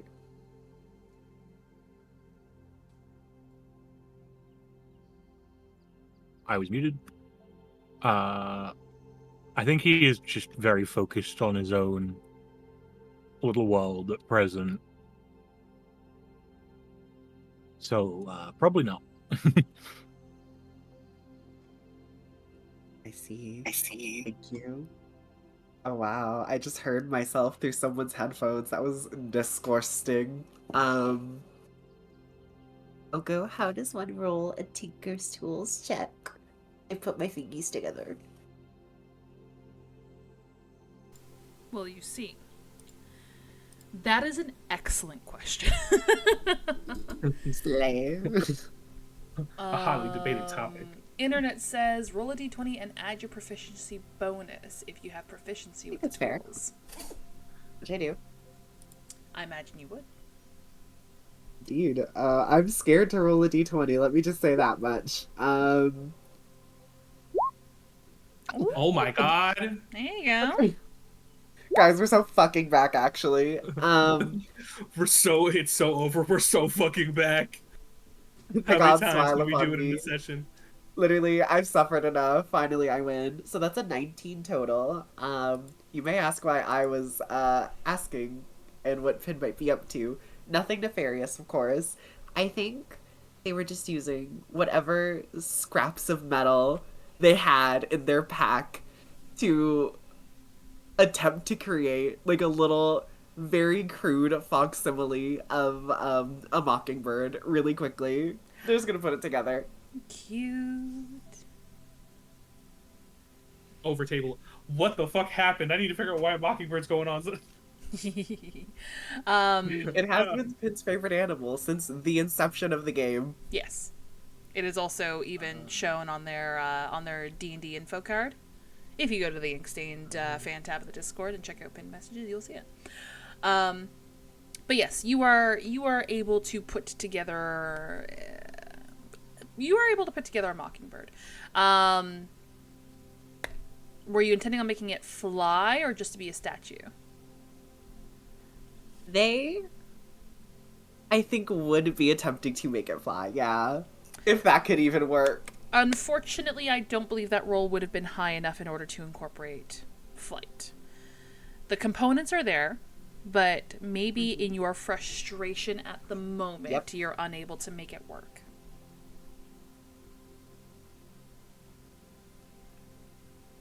Oh yeah, thank you, Oko. So, after, I suppose, at least an hour, if not a couple of them, of relative silence and the occasional sounds of tinkerings and, spits of fire, CC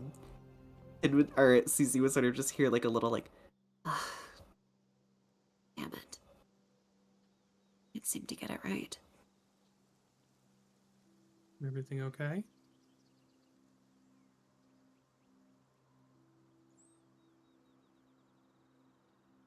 I'll rustle the sheet a little bit of their fort and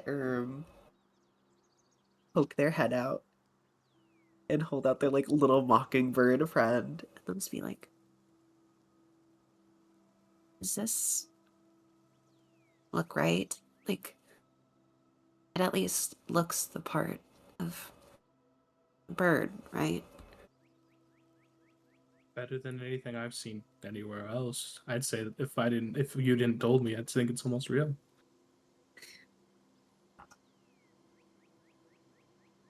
That's good.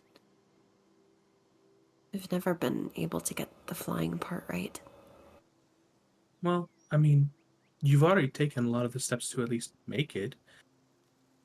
Just take some time. One day it will fly. It might just take a little extra time, a little extra effort. But you've done the hard part. Making it like you did is no easy feat. But I've taken time.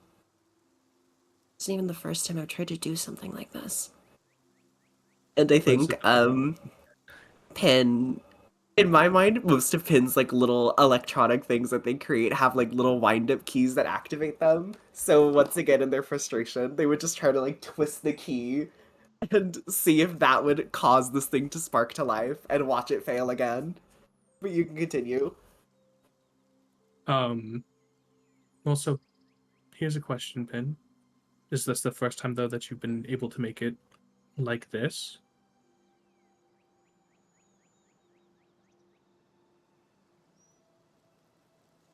What do you mean? Well, I've seen Lavi before, and obviously Stein are both things that you've created, but I've never seen you make something like this. And so, is this the first time that it's been that, even though it's not fly, even though it may not fly, does it looks it looks the part like you said you wanted it to, and like I said, if I hadn't known any better, I think it would be real. Have you gotten to this point before? Or is this the first time that you've at least gotten to here?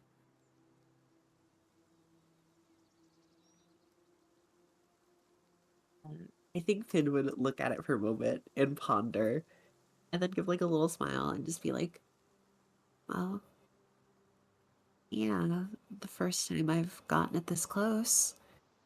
At least this one's wings kick up a bit. Exactly. It might, like you said, it's taken time, but every time you've tried, you've gotten closer. It may take a little more time, but you every time you try, it gets a little better. And the way I think about it is, it's only a failure if you stop trying, right? So this isn't a failure. You learned. This is amazing. Something I don't think anybody could do. Neither the people in the cart, not myself, certainly not myself, and not Jonas. So look, sorry, Jonas. It's something that only you could do, and it's okay if things don't work out exactly as you want them to, as long as you take what you've learned to make it better in the future, right?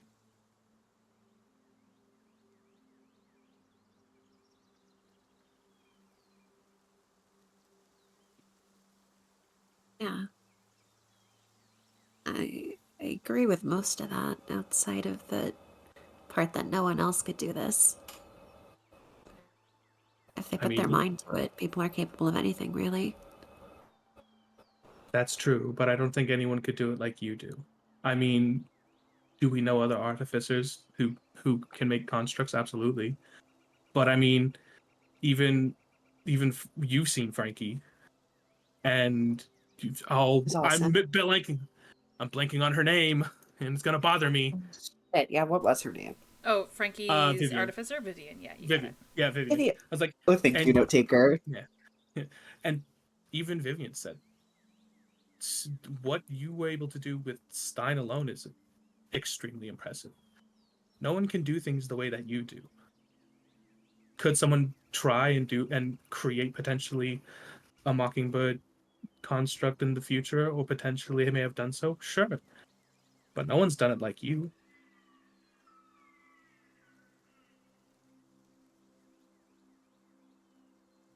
Is this flattery thing something they teach you in Bard school? Is this skills you just pick up? Flattery would imply it wasn't truthful. Flattery, I wouldn't say this is flattery. This is me being honest. I think the better word would be a compliment. Flattery. Go ahead, sorry. I was just gonna say, all of this genuineness is making them like, ugh. They're like, kind of go back into the tent a little bit and like close the curtain, but you can continue. I was gonna say, flattery would be like me telling, ooh. There's so many options I could go with here. Who do we want to antagonize today? Flattery would be like me telling Ash that they have a good head on their shoulders. Or that he looks good with red hair.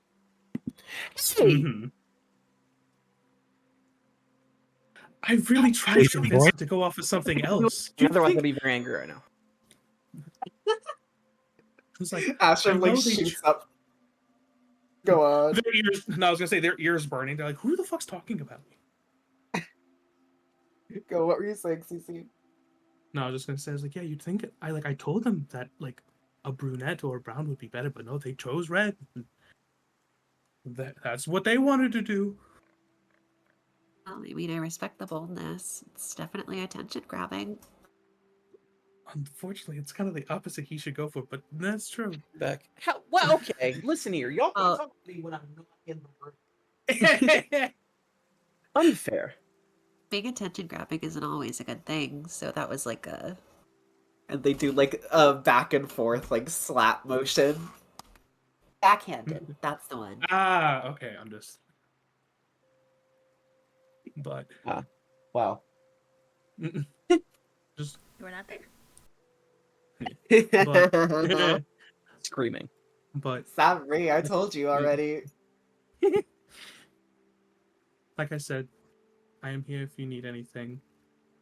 If you want some time alone, some silence or anything like that, feel free.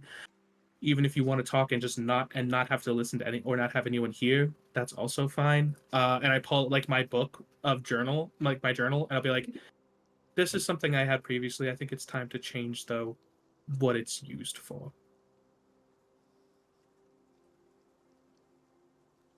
What? Well, this is like, remember when we first met, Pin, and I had a really bad habit of lying all the time? Yeah.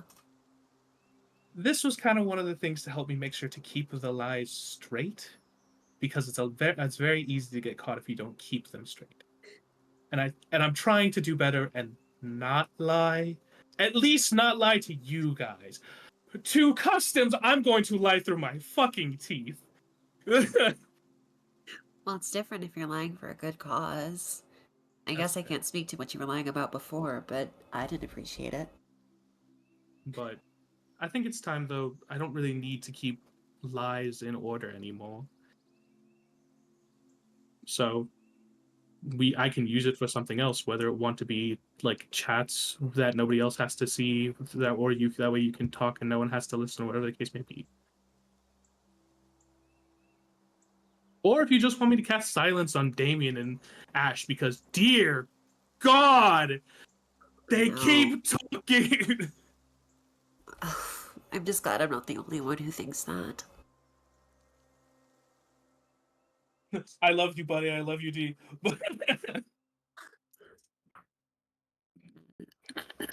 Is this book only for you to write in, or did other people leave notes too? That's what I'm saying. It's for anybody to leave notes in now. Whether it's notes, whether it's thoughts. I was thinking it could be a journal of sorts, or like kind of like a notebook for anybody to use. Or like I said, if there's ever a time where anybody wants to talk and not have people listen in, silence can't stop you to write. It can just stop people from talking and listening. And I'll be honest, sometimes the noise in the world gets to be a lot. Yeah. It's kind of funny that you'd be the one saying that, because your whole thing is and they mime like strumming an instrument. I guess when music is like what you've dedicated yourself to, you learn to appreciate silence too. Very much so. And while I do enjoy music a majority of the time, other noises, whether they be just general or whether it be people who don't know when to stop talking, immediately eye twitching, thinking back to Damien talking to that goddamn Death Shepherd. Like an Animal sometimes, Crossing character. sometimes silence is what we need. Although I will say there is something to be said that surprisingly, silence sometimes is best when you're not alone.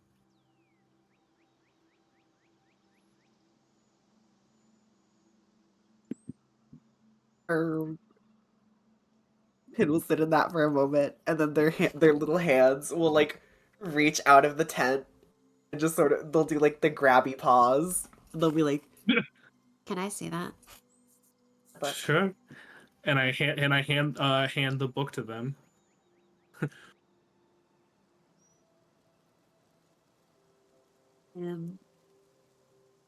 after they close the curtain and you see they're like sort of cozy corner, like nook with the book in their lap, with their back put up against a bunch of pillows, lit by Imagine. That I lit like you could see them with like a fire. I'd imagine they have like a little lantern in there so that they're not completely going in blind. I was gonna say if CC sees that, he's just gonna cast. He's like, that's a fire hazard, and just cast dancing lights and put like one little like super low dim version of one like up towards the corner. He was like, maybe not burn your fort that you worked so hard on. Oh yeah. I guess that would have been a bad idea. Well, only if I knocked it over. That's fair. Here's the thing: I don't think you would knock it over. I do think, though, depending on what we run over in this forest, it would knock itself over. You don't think I could put out a fire? I've killed like ogres. I think you could put out a fire. The question is, though, is would the fort withstand you putting out the fire? Well, if it helps, I'm extremely fire resistant. I sit in Stein's stomach all day. I forgot that fact. Second. Oh. Oh god. And Finn will sort of like go resume their writing and just they'll put out the light of their lantern politely to show that they appreciate your effort. And you notice they just do this with their bare hands. They're not like doing the little barrier spit thing or anything. They just grab the fire and crush it. Oh my god. I'll just be like, not to like immediately ruin all of the silence that we just talked so much about, but can I ask you like, I don't know, questions Sure. about life and stuff? Yeah, I'm an open book. They look down at the open book in their lap and they're like, Haha. I didn't even mean it like that, but I'm on fire today.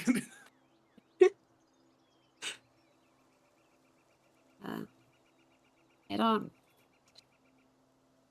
Okay, I don't know if this is weird. But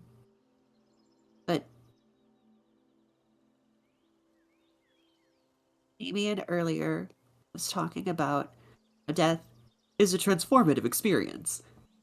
And I guess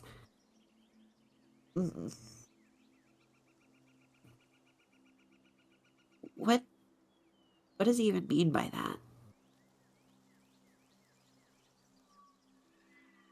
Well, that's that's a hard question because it kind of depends on who you ask. I feel like in Damien's case, there's potentially a few different cases. One of which is the literal transformative, because you know the whole Death Shepherd and Flock thing. But if I had to take how most of it goes, is death is transformative purely physically, yes, for the people who experience it. Whether they get resurrected or not, it's something that they go through. It is a traumatizing experience. It's especially if they get resurrected, and if not, like obviously they are no longer here. But it's transformative, especially for the people close to them, because it transforms how they like deal with everything. I mean, someone that you held close, one day they're there, and then the next they're not, and it's not as easy as you knowing people and then slowly you drift apart as time goes on, whether one becomes an adventurer and stays in town or you just lose touch. It's someone near and dear to you that you may have been with every single day, and then suddenly you think to yourself, oh well, let me go talk to, and then you remember that they're not there, and it hurts. It hurts for a long time, and it will sometimes still hurt, and that's part of the transformation of it. There's always going to be a time, even when you come to terms with it, there will be times where you'll remember, whether it be a song, whether it be an animal you see, like even like the trees, the leaves, something that you reminds you of them. You might feel that pang of hurt again, but eventually you don't forget them, but you remember the best parts about them, and you remember that for a majority of the time they wanted you, they wanted what's best for you as well. Perfect example would be Golik. It hurts, it still hurts. Every time I think about it, it does. But I know that she wouldn't want me to stop and never move forward. It's transforming yourself, taking the experience, and growing from that. And I think that would be the way that I would take it. Now, is that to say that all of them are going to be equally as important? Sometimes yes, sometimes no. It depends on how close, realistically, just that how are you close you are to the person. But at the end of the day, the transformation is how you change to be able to move forward.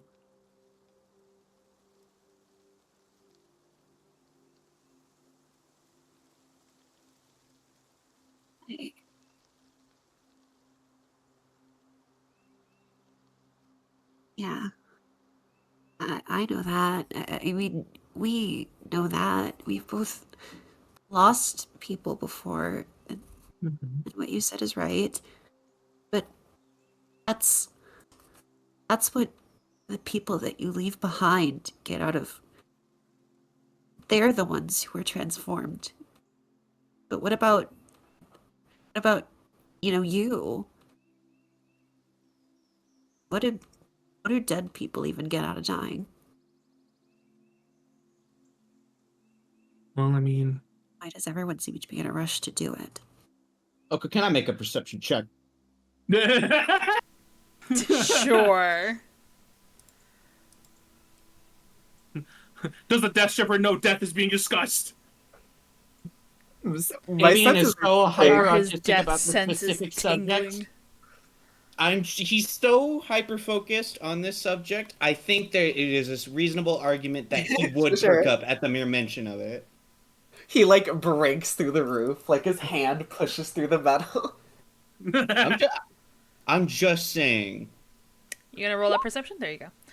Yeah, I'm rolling. 17. Hell yeah. So You called. I'm gonna be honest. Yeah. I believe you would hear it, but Okay. we are also 13 minutes over. Okay. Oh, I'm sorry. I'm trying to give Cece and Pin, and I was hoping Jonas some talkie time because they unfortunately did not get much this session.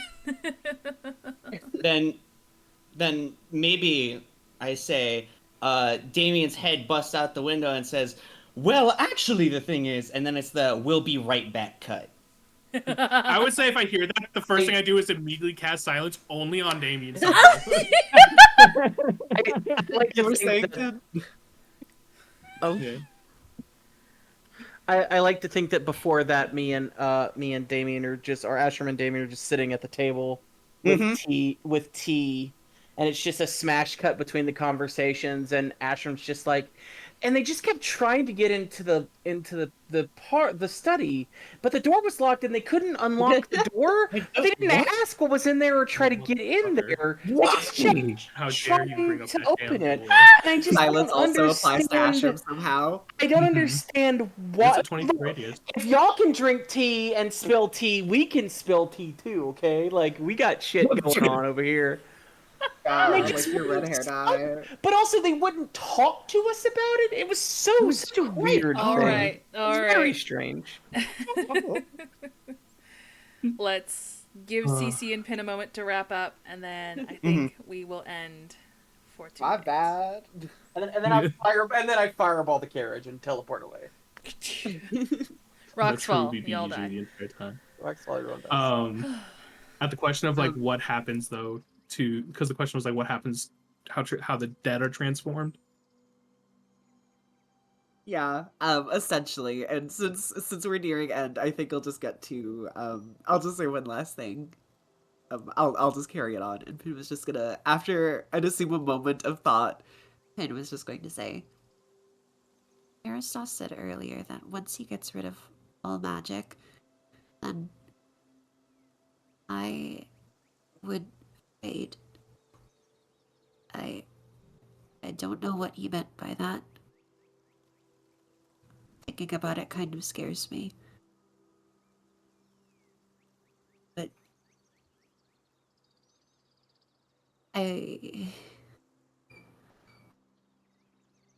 maybe it's not a bad thing. I mean, Maybe it's something. sorry. No, go Pin ahead. was just like, Maybe something happy would come out of that, whatever that means. Then I thought about, well, if death is transformative and people find out that there's such good to be found in death and good to be done from death, I mean, that's all the Death Shepherds are about, from my understanding, then what is it that the dead are getting out of dying, since I'm probably going to be one of those soon? And then I thought, well, maybe they get, I don't know, some sort of reward for it, for a journey well done, and I thought it'd be nice to be a mockingbird or something, if I got to pick. I think So it's whatever. Yeah, I think it's whatever you want it to be. There's always talks about what happens after we die. Do we see the god we worship? Do we just go into like the void? Do we become whatever in the next life? And I think it is whatever you want it to be. So if you want it to be a mockingbird, you can be. But that's only if you're ready, because I will let you know this now, Pin. No matter where we go, no matter, I will follow through Aristos's quest to the end, because I do believe in it as well. But I will say this now: I would fight every pantheon on this earth before I just let you fade away. That I can promise for certain.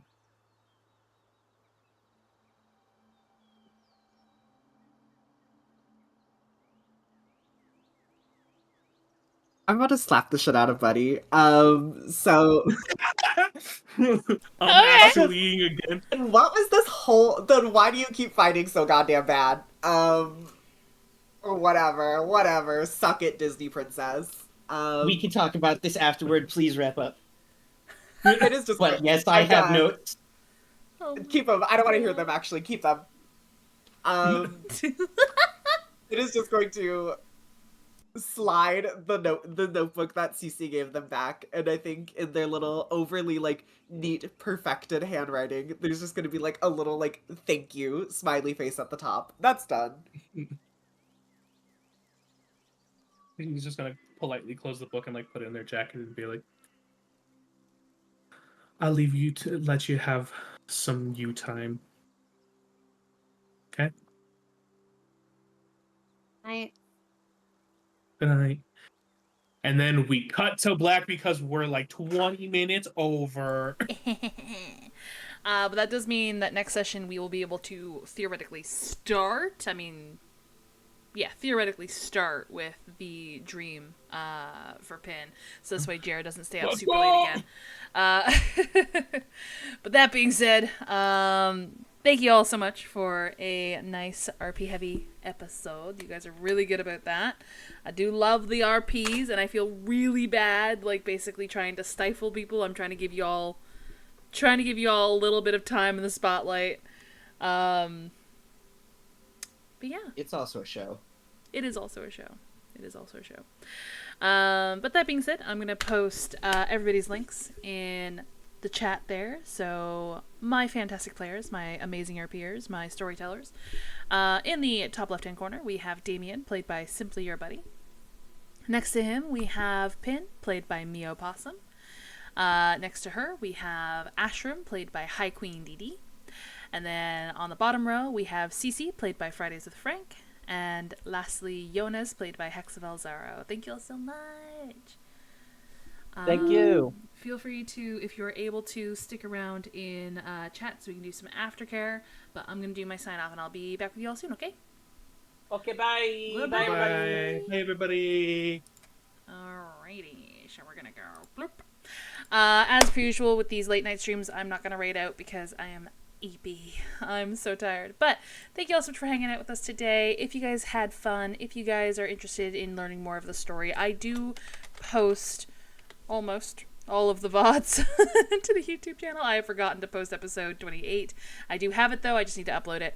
And then of course episode 29 will also be uploaded too. But you can catch up on the story thus far.